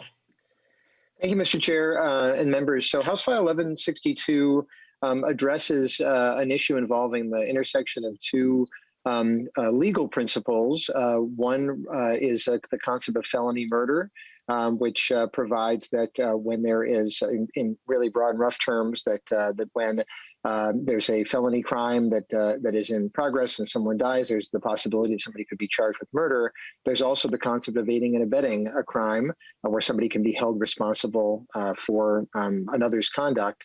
When you combine those two, there are situations that arise that may be quite unjust. And what this proposal does is puts together a task force to examine this issue. I should note that there's very compelling reasons to act right away on this issue, as you're going to hear from the testifiers. This is a complicated area, and so this is the reason for the task force. But I really want to make sure that members hear the experiences of people who are impacted by these laws to really understand this. And then I'll have some comments at the end. So if I can have first testifier, Mr. Chair. Very well. I have Tony Cater of FMLR, Minnesota. You can come forward, state your name for the record. Give us your testimony, please. Good evening, Chair Mariani and committee members. My name is Tony Cater, and I am a wife, a mother, a small business owner, and now the co-founder of Felony Murder Law Reform Group. You see, our family faced an unthinkable event, and that began our journey to be a part of the solution of creating a more just Minnesota. I have an amazing daughter, Megan. She is smart, funny, kind, and a person who loves to care for others. A few years ago, Megan became fast best friends with a young woman named Brianna. The two of them had lived parallel lives, including both having been bullied, raped at the age of 17, and both became ill with substance abuse disorder, dealing with those traumas. In the spring of 2017, at the age of 19 and 20, Megan and Brianna were spending a lot of time with a young couple who were their friends and their drug dealer. After Brianna's prescription medication went missing, they reached out. They had been at the couple's apartment. They reached out asking for its return. And when that went unresponded to, the girls decided that they should go back that evening and get the prescription medication back. At the same time, Megan had a friend reach out to her, the ex-roommate of this young couple, and said he and a friend were going back to get items that had been stolen from him, from this same group, these same two people. So the four kids decided that they would go together to get their items back. One thing led to another, and a young man decided to bring a friend, and that friend decided to bring his uncle. The girls met up with the guys in a parking lot, and the girls were sent into the apartment building with two men they did not know. In the stairwell, the uncle told the girls to hold up. Turning around to see two men with hoods up and rubber gloves on, gun in hand, they were told, "If either of you screw this up, I do not have a problem killing both of you." At this point, the girls were well in over their heads and had no way out. The girls were instructed to go in and get the items. They knocked on the door, they entered the apartment building, and they did exactly that. These two men chose to go in and start beat the young man. The girls tried to get them to leave, made it to the door saying, let's go, we have this. They had found Brianna's prescription immediately. The uncle stepped in front of the girls, closed the door, locked it, and told them they were going nowhere, instructing them to lay on the ground with gun in hand. They did. They laid there, Megan and Brianna, afraid for their lives, and watched their friend beaten, thrown into the arms of his girlfriend, and shot. Megan and Brianna fled that apartment, afraid for their lives. Over the next few days, all 6 people were arrested. Megan shared her entire story with the police. When all 6 were charged with second-degree murder, our attorney had the task of trying to explain to us why these kids were being charged with murder and not the crimes they had committed. When they were charged with first-degree murder, the oxygen left our lives. Our daughters were now facing life without parole for a crime they did not commit. Even the 2 men in the car that had no idea what happened in that apartment building were facing the exact same charges as the man who chose to beat and shoot this young man. This was just the beginning of us understanding how these laws could be used. You see, I have always believed that the system was set up that when something like this happened, the information was collected, the evidence was put together, and people were charged with crimes they did commit. We had no idea these laws existed. I also thought that the system was set up to focus on public safety. So when the uncle was the first person to receive a plea deal, I didn't understand. Because of the duress, our attorneys felt the girls should take this to trial.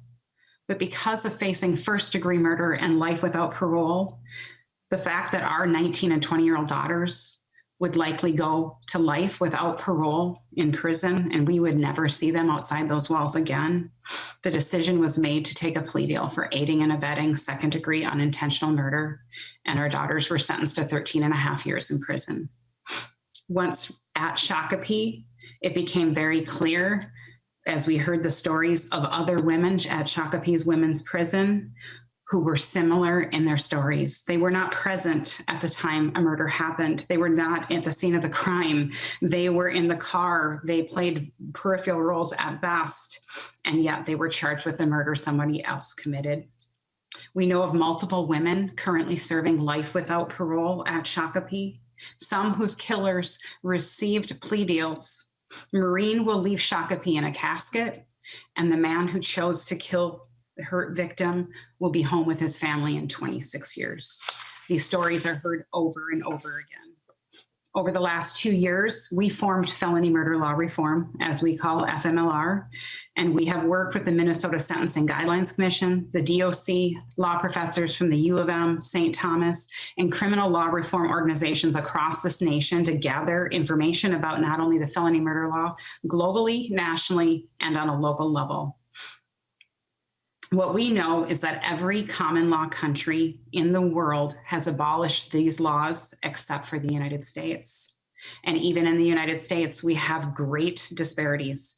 5 states have abolished, 11 have reformed and limit the felony murder rule to the actual perpetrator of the homicide. There are no less than 6 states this year bringing reform to these laws. Minnesota, what we know is we have some of the most expansive felony murder laws in the nation. And the data that we received from both the Minnesota guidelines and the Minnesota DOC speaks to some of these disparities that are happening and being realized on a national level. Most of these laws are used disproportionately against young men of color and women. In Minnesota, 67% are people of color. 47% are under the age of 24 at the time of incident. Most of these people have little to no criminal history score. There are massive sentencing disparities. I have personally impacted stories of people receiving probation, 48 months, and life without parole for similar culpability in similar cases. The Minnesota DOC shared with us that they believe on average there are 30 convictions every year with an average sentence of 20 years. And they have shared with us that they believe it's approximately 473 people serving under these type of sentences in their system. I do not want to give the impression, a wrong impression, and I'm not saying these people didn't make really bad choices and that they shouldn't be held accountable for those choices. And in no way are we denying or minimizing the trauma of the victims and their families. It is without saying that these people are devastated by these awful and tragic events, but the lack of proportionality in these laws, charges, and sentences is absurd. The task force that we have before you will bring together the stakeholders to the same roundtable, allowing the review of the laws, statistics, the use, what's happening nationally, and what work needs to be done to the Minnesota laws to offer the best possible outcome for a safer Minnesota, for a just and equitable use of laws and imprisonment, people's lives, and taxpayer dollars. Megan and Brianna and many of those sentenced, nearly all of them we have contacted, are inside the DOC, taking college courses, mentoring others, being productive, and working hard. I can tell you without a doubt, Minnesota is not safer with Megan in prison. It is not safer with Brianna in prison, nor Maureen or Coley or Roberto or Jamie, and the list goes on, and I will stop there. We believe it is time that Minnesota take a look at these laws and join the rest of the nation in doing the work to reform them. Thank you. Thank you for your testimony, Ms. Cater, and for your work on this for quite a while. You know, we heard this bill last year. One of the things that made me pause big time was the testimony offered. I think it was a law professor at that time. Among, walking through the history, of this particular law and how far back it goes in terms of the setting. And so for me, it was, being impressed by a law that's, heavily shaped by some very old societies where our notions of justice have moved forward well past that. And then being stunned to learn that we're the only nation that continues to practice this particular law. So we do have, thank you, Ms. Cater. We do have another testifier, Louise Wakagian. I know I did a bad job on that, but please come forward, state your name for the record, and give us your testimony. Good evening, sir. Good evening, Chair. What an honor to be here. My name is Louise Wakagian. It's, don't think of Egan, Minnesota. Just think of like a gun, kind of. Yeah, but it's tricky. Good evening. Thank you so much, everyone, for allowing me to speak here. Ms. Cater is exceptional and just so necessary in this work. And I'm just grateful that I can share just a small piece of my story. So we'll go back about 17 years ago. I was a 23-year-old single mother from northern Wisconsin, a small Indian reservation in northern Wisconsin, and I left to go to Minnesota for some employment opportunities, better employment opportunities. A single mom with a very small child. Within a year of moving to Minnesota, I was incarcerated in a county jail facing first-degree murder charges. Never having touched a gun, never having been in that type of situation before, I can say at the very least that I was scared out of my mind. I was present with two other male individuals one evening when, unfortunately, a man had lost his life. Due to the laws in Minnesota, I was charged as if I was the shooter and pled guilty after sitting almost 12 months in county jail awaiting trial, pled guilty to second-degree intentional murder with the modifier of aiding and abetting. Yet that modifier really didn't modify anything for my life. My son turned 6 2 weeks after I walked into the Shakopee Correctional Facility, and the day that I walked out, he was 22. A little mustache and a lot taller than I was at that time. When I think about what happened that night and who I was, I know Ms. Cater read up some statistics about minority women. That was me. That is me. I think about lack of coping mechanisms. I think about lower education rates on reservations. I think about statistics, and I think about how I kind of lived out all of those statistics for so long until I took a moment to breathe. And unfortunately, that was in a jail cell under the ID tag of murderer. And again, I'm going to tell you that I've never held a gun in my life.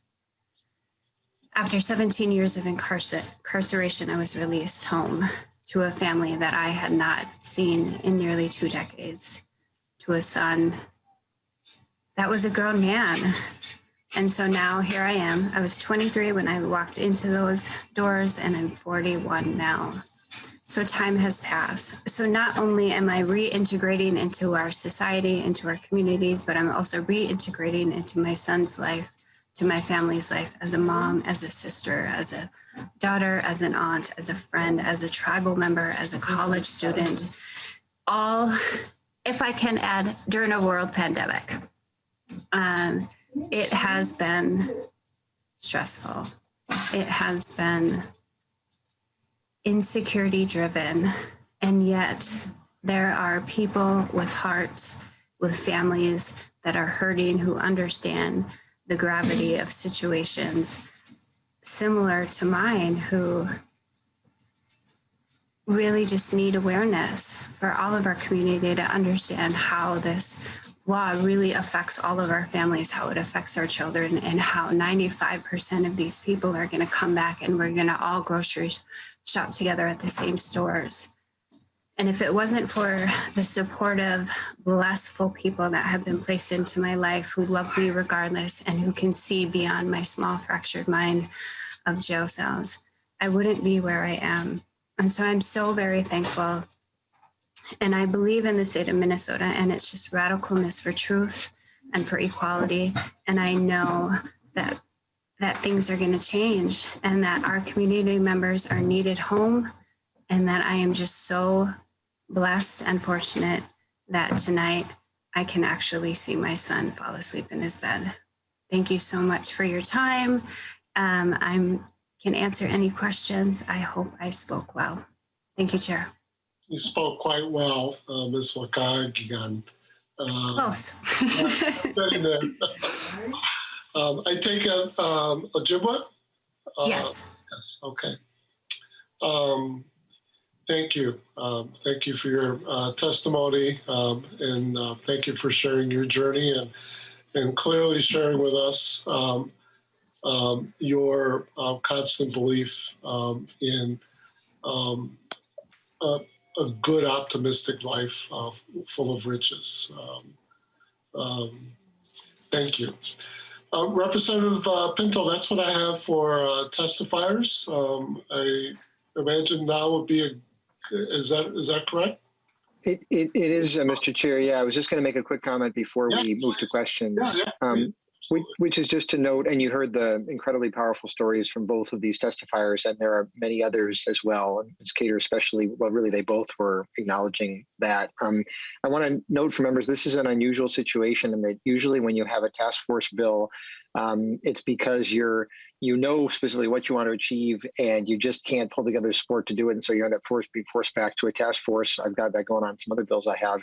This is an unusual situation where I myself, as a bill author, am unclear about exactly where I think things should go, but I feel really privileged and honored that Ms. Cater and her group have asked someone who actually feels a little bit of doubt about exactly where this should go, and actually have asked me to carry this forward as a task force. They, of course, are desperate, and you can hear in the voices, to move as quickly as possible and to move right away. I, as the bill author, feel some more hesitation about that, really feel that we need to think things through, which is why I pursued this.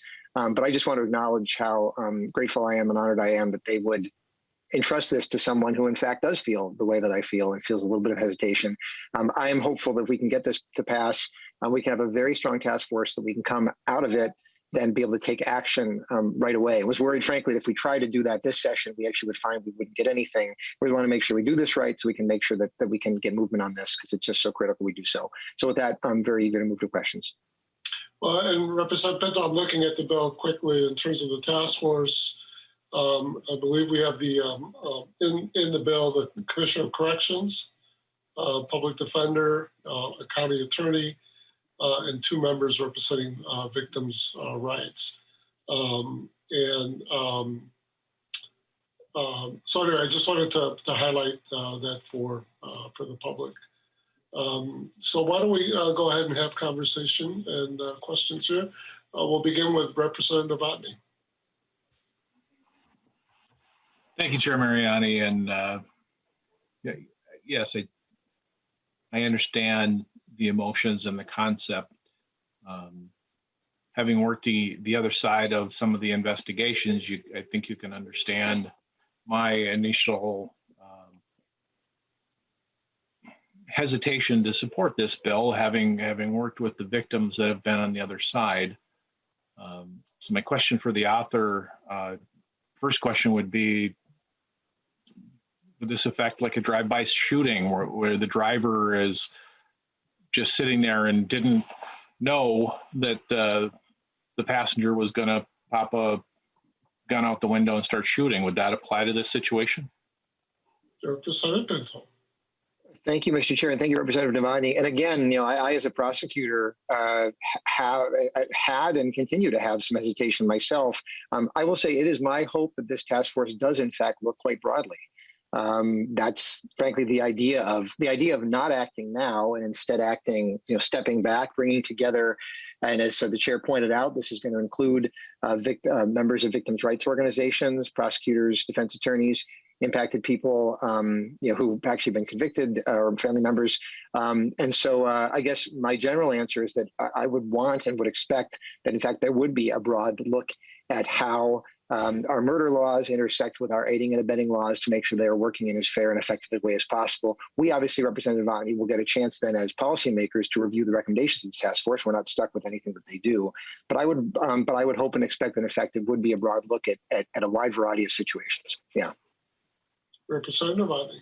Yeah, quick question for follow-up, and maybe it's in there, I just didn't catch it. Is there a timeline for a recommendation from this task force? Representative Pinto.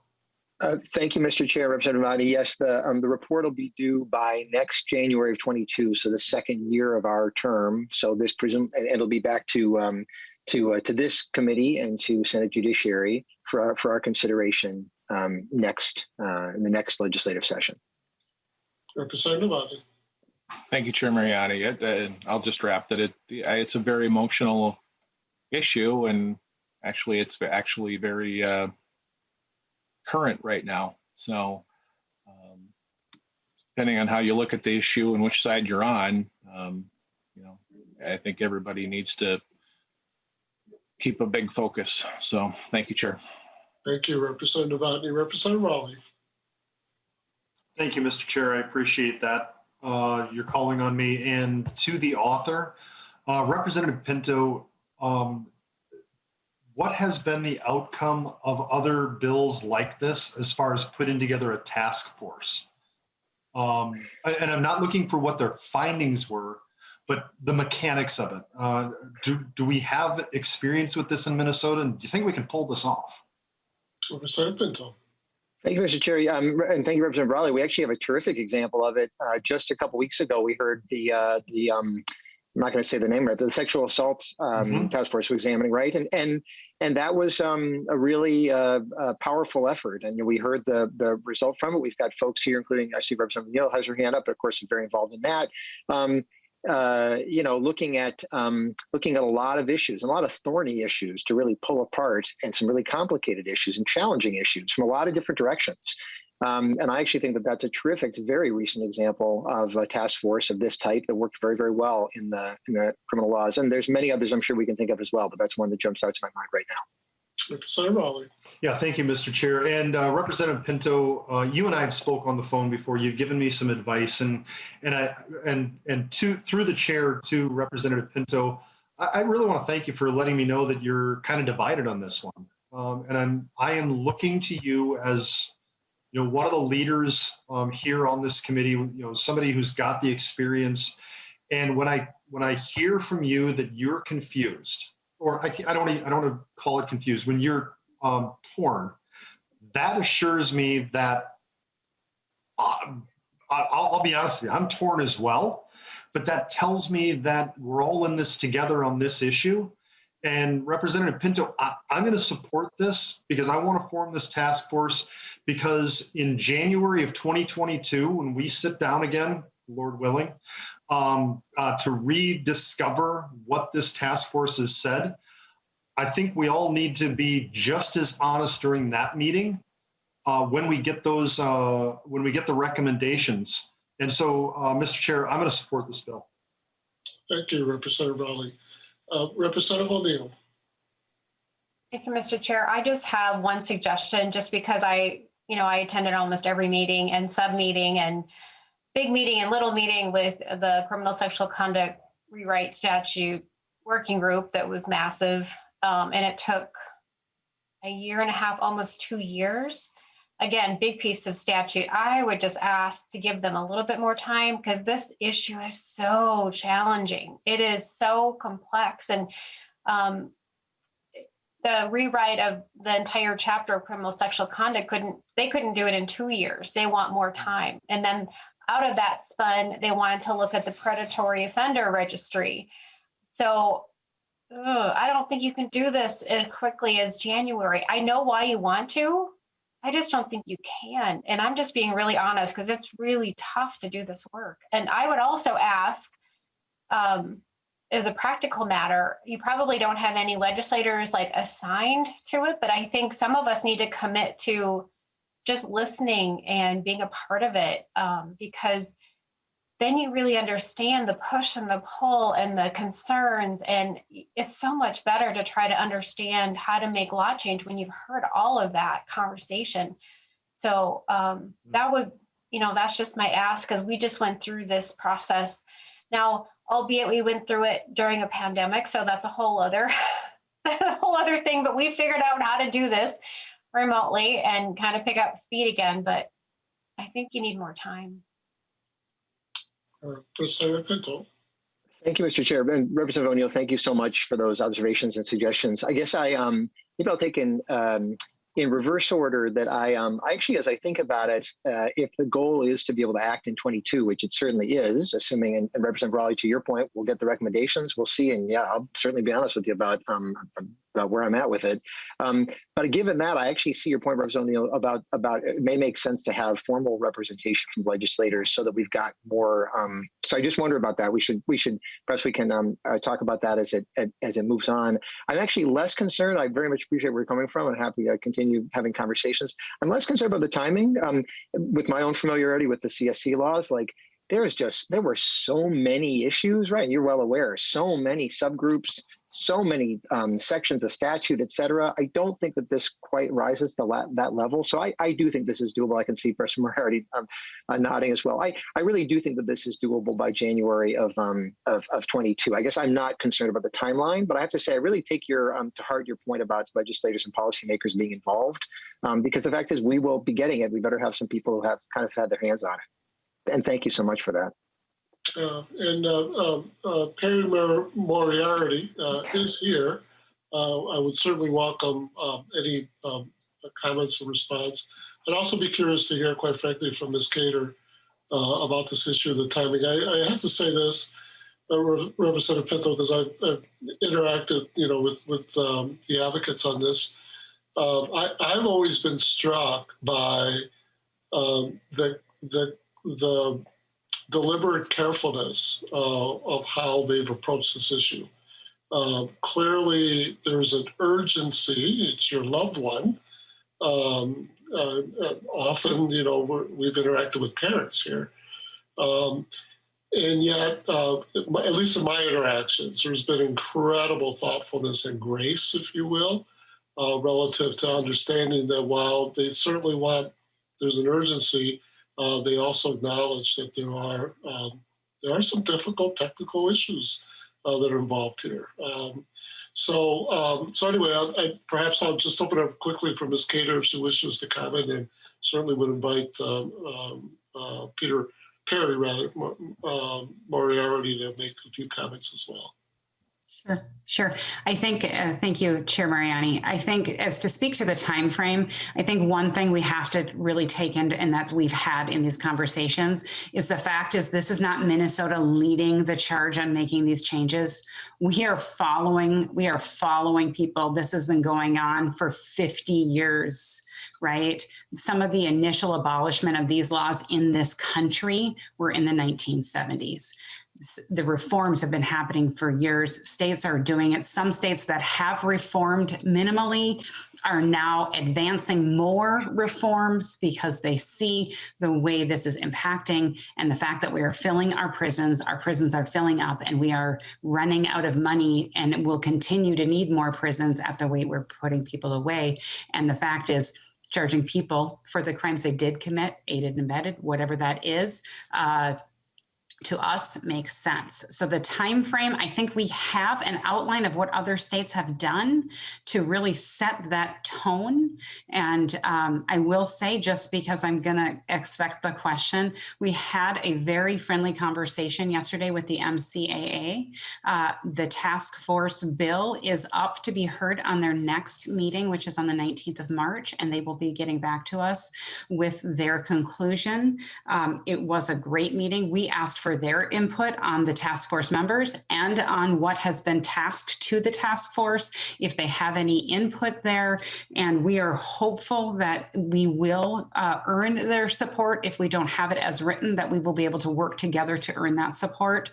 And we have the support of the ACLU, John Choi, the Minnesota DOC as well. So we are working really hard. We know this is a very tender issue, but as Representative Pinto said, there are very specific crossroads of very specific laws that come together to allot this vast breadth and width for convictions. And so I do believe the time frame is appropriate. And the reality is, if we get to next January and the task force can't make a recommendation at that point, I would suspect that at that point, the task force could ask for more time. So there's my thoughts on it. Very well. That was certainly the case with our murdered and missing women task force. And we did entertain that in this committee and created a little bit more time for them to continue with their work. I did call on Perry Moriarty. I don't need to drag you into the conversation, but just leaving open for you if you wish to comment. And if not, that's fine too. Chair Mariani, I will comment briefly. Thank you very much. And thank you, Representative Pinto. I will say what I think everyone's thinking, and that is that Tony Cater and Louise, and I'm not going to try your last name, are pretty remarkable in every respect. Graceful, knowledgeable, and really persuasive and compelling. And I can't add much to what they've said. I will say I was the law professor that did talk last year about the 19th century roots of these laws, which, only a semi-boring law professor can do. But I will say that the purpose of mentioning that is that these are very old laws, and they have been abolished in every other common law country. They were abolished in Great Britain in 1957 as profoundly unfair because there are other mechanisms to hold people accountable under homicide statutes. That the idea of punishing someone for murder who decidedly did not intend to kill anyone is something that other common law countries can't abide. And there are states that are quite diverse, Ohio, Hawaii, Kentucky, Michigan, Massachusetts, that have already abolished, and multiple states that have limited. I agree with Ms. Cater and Representative Pinto that I do think these laws are less complex than the CSC network of laws, that this is doable. I think there are people that are very committed and can spend the time and will spend the time, and that if more time is needed, it can be had. But I do believe this is doable. And I'll just say I'm really thankful to Representative Pinto for being transparent about your concerns. And we've gotten to this point because we've had really robust conversation along the way, and I think that's how it should happen. So thank you very much for letting me be here. Absolutely. Thank you, Ms. Moriarty, and thank you for your work on this over time. We have Representative Johnson, and then we'll move forward with the bill. Representative Johnson. Chair Mariani, members, I do also have some concerns about the time constraint. You're basically looking at 3 months to put this together, your first meeting for organization, and the last meeting to start writing the final report. That only leaves 3 meetings the way this is set up. I don't think that's going to be enough time, because it's not only have to look at just the aiding and abetting, you have to look how those laws affected other laws in those same states and how our laws compare to those laws. You're looking at months of work just doing that, getting that data and information to see how they compare. So I would like to see this extended. We did extend the murdered and missing Indigenous women, but that was extended it because of COVID. They had to shut down. That was the only reason for that extension. So I would like to see this at least another probably 6 months to actually do the job right. So we get it back and probably till January of the next year before we could act on it. There's a lot of information that has to be gone through, because I don't want the person driving the car at a drive-by shooting because that killed a little child to get away with it. Even though he didn't pull the trigger, he was the driver. And I don't want to get him away with killing that small child.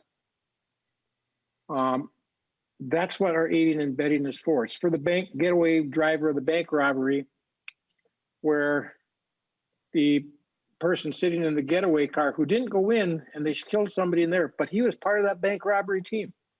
That's what that aiding and abetting is for when it's used properly. So I think we need to have them take a good, longer, in-depth look at it, because like I say, I don't want the driver of the drive-by shooting that didn't pull the trigger get away with that homicide of that 6-year-old child. Thank you. Representative Pinto.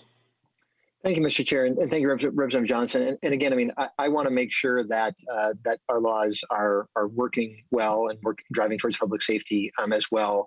I think we have reason to believe that that's not fully the case right now. And I guess, and I say this again as someone who's not sure about where I think that this precisely should end up.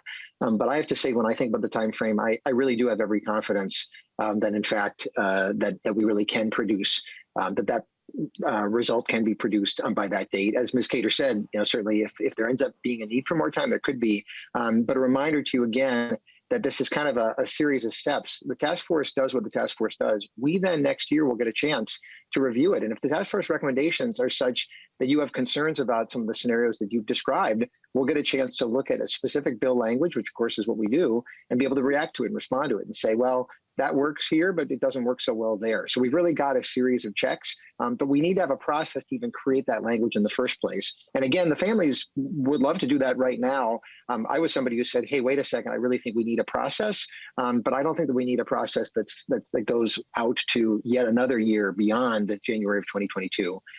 So I guess I respect where you're coming from, but respectfully would disagree that there is that need for more time. I really do think that it's doable. I'm happy to talk to you kind of separately about some of the ways in which I'm sure that can happen. That'd be my thinking. So, Mr. Chair, I don't know if you would want sort of final comments now. Yes, okay, and I just I really want to thank members for the conversation, and then certainly to our incredible testifiers. I agree with Professor Moriarty, just showing such courage and grace in such challenging situations. And I want to note to, I think, especially, I was thinking about this, Representative Devani was speaking about the challenge of these situations. In my mind, I think, boy, if we have a felony murder situation, I don't know about how things work nationally. I understand that we may be a real outlier even having this in the first place, but it is a challenging situation where somebody can be convicted of murder, where in fact, it's the reason for that is because there was a felony being committed at the time. Then you add in the concept of aiding and abetting, and again, there's a distance there. When you combine those two concepts, to my mind, that feels especially troublesome. When now you could have quite a distance between the actions of an individual and then the death. We need to remind ourselves always that someone has died in these situations. It's extremely serious. I think this is a reason that we want to be careful not to move right now. And that's why, Representative Raleigh, I do feel torn about where we should end up. But I must tell you, I don't feel torn in the least about the need to pursue this bill and the need to have this task force. To my mind, it makes only great sense, and I have absolutely no doubt about that. And so I'd urge all members to support it. Thank you, Mr. Chair. Thank you, Representative Pinto. With that, Representative Pinto renews his motion that House File 1162 be referred to the Committee on Ways and Means. And the clerk will take the roll. Chair Mariani? Aye. Chair Mariani, aye. Vice Chair Frazier? Aye. Vice Chair Frazier, aye. Representative Johnson? Aye. Representative Johnson, aye. Representative Edelson? Aye. Representative Edelson, aye. Representative Feist? Aye. Representative Feist, aye. Representative Grosso, excused. Representative Hollins? Aye. Representative Hollins, aye. Representative Hewitt? Aye. Representative Hewitt, aye. Representative Cleavorn? Aye. Representative Cleavorn, aye. Representative Long? Aye. Representative Long, aye. Representative Lucero? Yes. Representative Lucero, aye. Representative Mueller? Mueller votes yes. Representative Mueller, aye. Representative Novotny? Devani, aye. Representative Novotny, aye. Representative O'Neill? O'Neill, aye. Representative O'Neill, aye. Representative Pinto? Aye. Representative Pinto, aye. Representative Poston? Poston, aye. Representative Poston, aye. Representative Raleigh? Raleigh, aye. Representative Raleigh, aye. Representative Vang? Aye. Representative Vang, aye. Representative Zhang? Aye. Representative Zhang, aye. That concludes roll call with 18 ayes, 0 nays. Very well. With 18 ayes and 0 nays, the motion prevails and House File 1162 is referred to the Committee on Ways and Means. Thank you, Representative Pinto. I had a good conversation, by the way, with your Senate author on this about a week or two ago. And I'm very encouraged by his encouragement of the bill and this approach. Good luck with that. And it very well may be, members, that we'll see this bill as part of the omnibus effort later on as we continue to sort out the fiscal note aspects of it. With that, our final bill, members, is a bill that we ran out of time a few meetings ago, but we're not going to run out of time today, this evening, I suspect. It's House File 1309, Representative Mueller. And Representative Mueller, I believe your motion is to refer House File 1309 to the Ways and Means Committee. We're going to be laying this bill over, but we're going to, you do have an author's amendment. So unlike last time we ran out of time, obviously, we'll be able to take some actions and shape up this bill this evening. So Representative Mueller, Representative Mueller moves to refer House File 1309 to the Ways and Means Committee. Your bill is before us. Representative Mueller, do you wish to take up the author's amendment at this point? Thank you, Chair, but there is no author's amendment. Oh my goodness, I'm doing this like all committee. All right. My note says there's a, and it's even titled the same as before, the DE1 amendment. So I stand corrected twice. Representative Mueller, to your bill. Thank you, Chair. So the job that we have on this committee is often difficult and very controversial. But one topic that often unites us is our children, the next generation. Talk to any law enforcement agency and they will tell you that the best use of our dollars is to prevent crime by promoting community involvement. When our children are in trouble through their own decisions or through circumstances outside of their control, community is important for restoration. This is why I chose to author House File 1309 to allocate $500,000 over the next 2 years for a pilot program to expand services into case management for 180 Degrees in Rochester, Minnesota and St. Cloud, Minnesota. 180 Degrees in St. Cloud and Rochester regions serve youth that are experiencing family, social, and legal and community problems. These 300 youth a year are at risk for homelessness, drug and alcohol use, school dropout, and onset of mental health conditions due to the stress and past trauma. 180 Degrees provides safety and security to youth, family assessment and reunification, mental and chemical health assessments, along with on-site school and pro-social recreational activities. Community case management can reduce the need to place youth in a shelter and creates a solution for families that can engage youth in their home community and prevent out-of-home placement. This type of holistic approach in this program is vital for our youth that are the most vulnerable. To see a program locally funded and partnering with leaders and faith groups around the community is encouraging, as they are able to provide a program that meets the needs right there locally and right there in Greater Minnesota. As I have talked with my local law enforcement agencies in my own home, they have praised 180 Degrees. I would like to note that this bill has bipartisan support and thank Representative Wolgamont and my other GOP co-authors. Protecting and helping our youth makes our communities and our society stronger. We had a very important discussion last week about juvenile justice, which is when this bill was supposed to be heard. And I can think of no better way to help those who want a chance of restoration and a better life than to support this bill.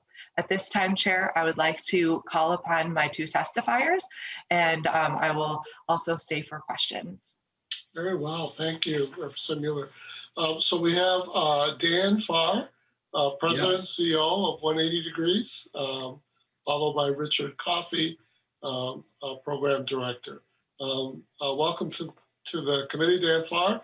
Please state your name for the record and give us your testimony. Yep, Daniel Farr. Thank you, Chair Mariani, and thank you, Representative Mueller. Most of you probably know 180 Degrees as an organization that serves men exiting prison.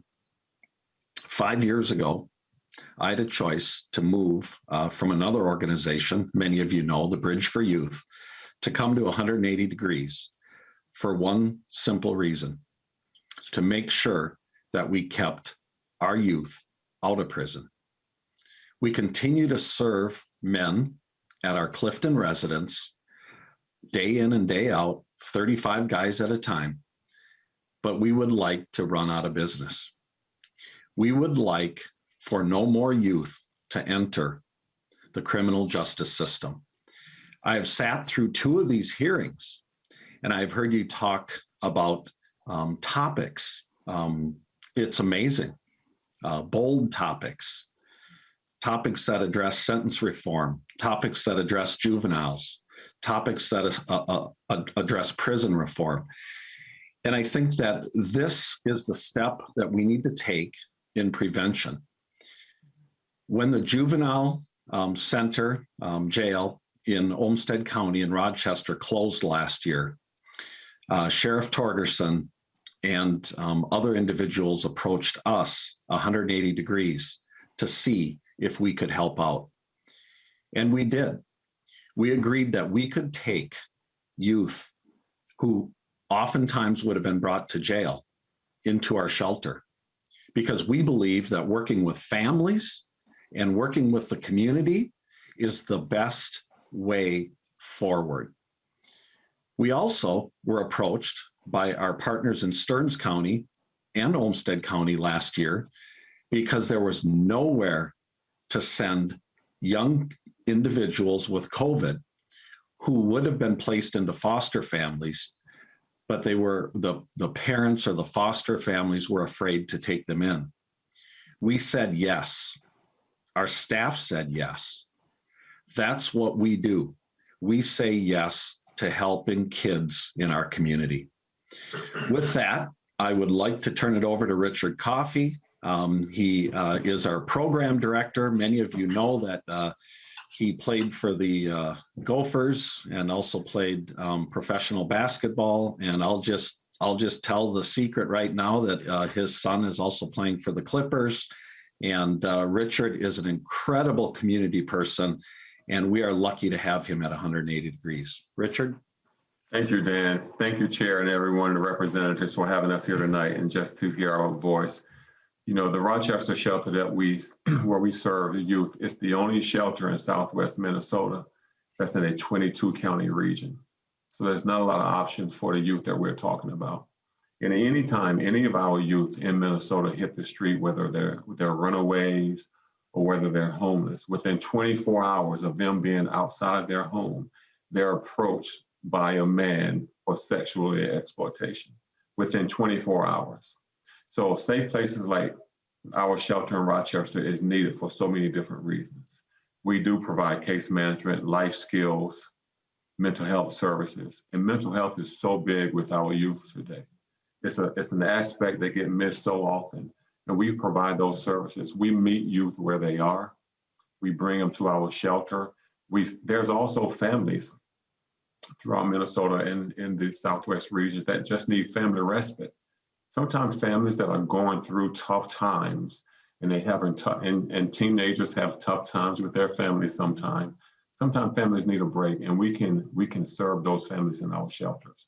Now, we do have contracts with counties, and we do take self-referrals, but not all of our kids are paid for. And when a kid comes to our door, we take that kid regardless if we get in a per diem or not, because our goal is to serve the kid. And one thing that we do extremely well is serve youth in Minnesota. But serving youth in Minnesota does not come without a price tag. It takes money. It does. And the last thing we want as Minnesotans is to have one of our young people out on the streets in our frigid winters. And it happens every single night in the state of Minnesota. When we have a safe place like in Rochester where these kids can come and spend a safe, secure night where they can be safe and warm in a bed and have a meal to eat. And also learn some skills that can help them get them through this part of their lives. I love working for 180 degrees. When I was growing up, I grew up in North Carolina. My mother almost asked me one question. She always asked me this one question until she passed away 2 years ago. She asked me this question at the end of every conversation we had.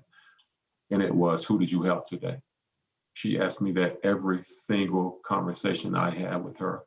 And I am happy to be able to say to her in my prayers that I help kids every single day of my life because I work at 180 degrees.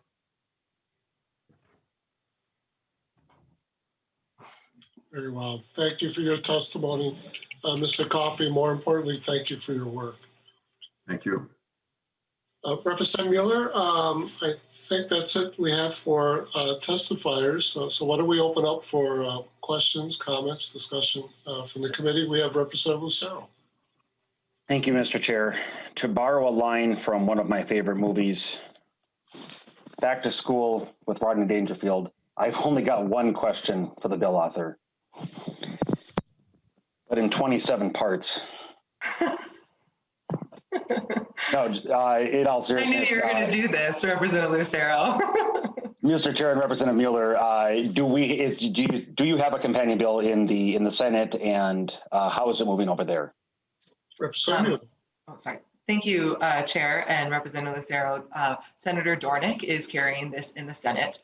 And I actually am not quite sure how it's been in the Senate, but I do know that we do have a Senate companion and Senator Dornick is carrying it. Chair. Representative Lucero. Thank you, Mr. Chair. That's all I have. I look forward to, are we laying it over? Oh, we are laying it over, so can vote for it. So thank you. Others?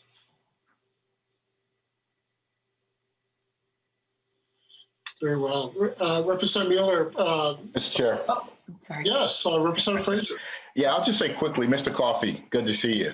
I know you've been doing work with our youth for a long time. I believe you used to be an education assistant in the school district. So good to see you again. Good to see where you are now, and the youth are glad to have you. So I appreciate this work, and Representative Mueller, thank you for bringing this bill. Thank you. Indeed.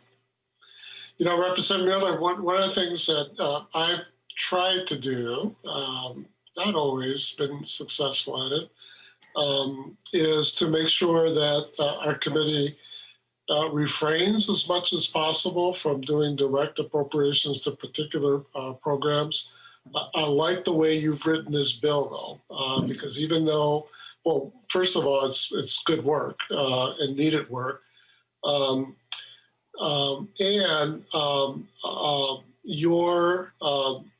Your Senate co-author thinking through about how this could be present in greater Minnesota and not just in one community, I think is commendable. It's really the scope of what we need to be doing, you know, at the state level. I mean, never say never, you know, to a particular program, but, you know, I think in terms of moving systems and having big impacts, I think this is the right approach. And so I do look forward to us being successful as we, you know, move toward folding this bill into our omnibus finance request. It's just vitally needed work. And I've served in the legislature long enough to know that there are big swaths of greater Minnesota that are terribly underserved by these kind of services. So I commend you for that. All right, very well. Representative Pinto. Mr. Chair, I'm kind of swinging in with a very late question. My apologies. I hope that Representative Mueller won't mind, but the thought occurred to me as I look at this, and I know the incredible work done by 180 Degrees, and there's a connection with our public safety side in terms of, I'm real familiar with the work against exploitation and trafficking.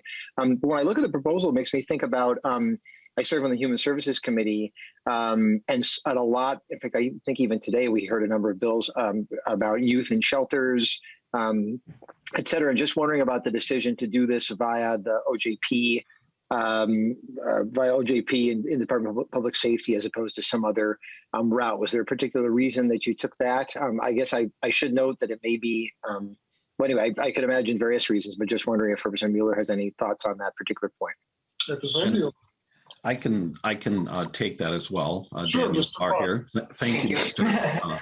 Thank you, Mr. Pinto, for your support and also for your longtime support for sexually exploited girls and the work that you've done around the state in that. And as you know, we have one of those shelters. We chose to do this because there was a small grant that came out through OJP last year, and I believe it was a federal pass-through that was going to spend, I think, only $150,000 for addressing disparities in the system. And we have shelters in the metro area, and there are a couple of ways to look at disparities. You can look at that as it can be disparities that are connected to race or gender, or it can be disparities that are compared to rural and urban areas. And while I live in an urban area, I'm from a farm. And these two regions, for one, are terribly underserved because of the resources that have been committed. So we decided that this was the right way to approach some disparities in the state around location and geography and serving the rural areas. And we decided to model that under what the OJP was trying to do. So that's why it ended up here. Very well. Representative Pinto. Thank you, Mr. Chair, and thank you, Mr. Farr. Yeah, I believe on the safe harbor protocol guidelines. In fact, Representative Mueller and I have exchanged some information about. I think that you were one of our facilitators, in fact, for one of the work groups for that. I'm making the connection in my mind now. Yeah. And so it sounds like essentially, if I'm understanding you correctly, sort of OJP was already doing a version of this, but focused on the metro. And so this is really expanding it to those other areas, which makes sense to me, though. I guess it does make me wonder still, and maybe it's just, I guess it just shows the intersectionality of the different issues that we address. And maybe a good reminder for all of us that when we're addressing homelessness issues, because again, just today, in fact, we heard a bill, I'm realizing, for Representative Gomez addressing youth homelessness and homelessness for families with children, and recognizing there's a lot of different spots in our budget bucket that things can go, and yet they're so connected with one another. And so, I appreciate the knowledge of that. Maybe I'll just sort of encourage all of us to keep an eye that sometimes it just happens to be where the thing falls, that it's in our committee versus Human Services or whatever, but really it's all coming together in terms of trying to lift up people and allow them to thrive. So anyway, thanks for this proposal, Representative Mueller, and Mr. Farr. So nice to see you again, Mr. Coffey, too. Thanks so much.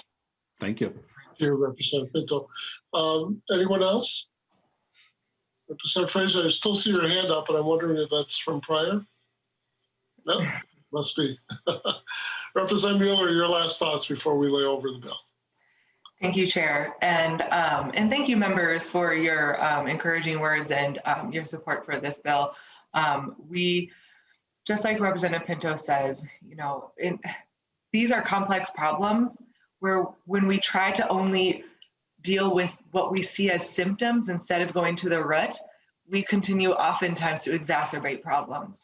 And so this type of organization that's able to really give holistic solutions, that's really able to come around a student, come around a youth, or whatever the situation lies, we are able to look at it through its complexity. And I think that's really important for us to understand. And so I know that originally I was a little hesitant to sign on to the bill simply because I wanted to make sure that I was representing my area well. And then just having only maybe 30 minutes with Mr. Farr, you can sense his passion. You can sense his absolute dedication to this. And it really was the catalyst to help me really see, I talk about many times, and I've talked about with Representative Pinto and with Representative Fraser about juvenile justice really is my passion. And as I said, it didn't take any longer than 30 minutes to talk to Mr. Farr to realize that this was really right away how something I needed to support. So thank you, members, for indulging me a second time in bringing this bill, and I look forward to your support. Thank you, Chair. Very well. Thank you, Representative Mueller. Thank you, Mr. Farr, Mr. Coffey. Mr. Farr, I wrote down your concise mission relative to this: keep youth out of prison.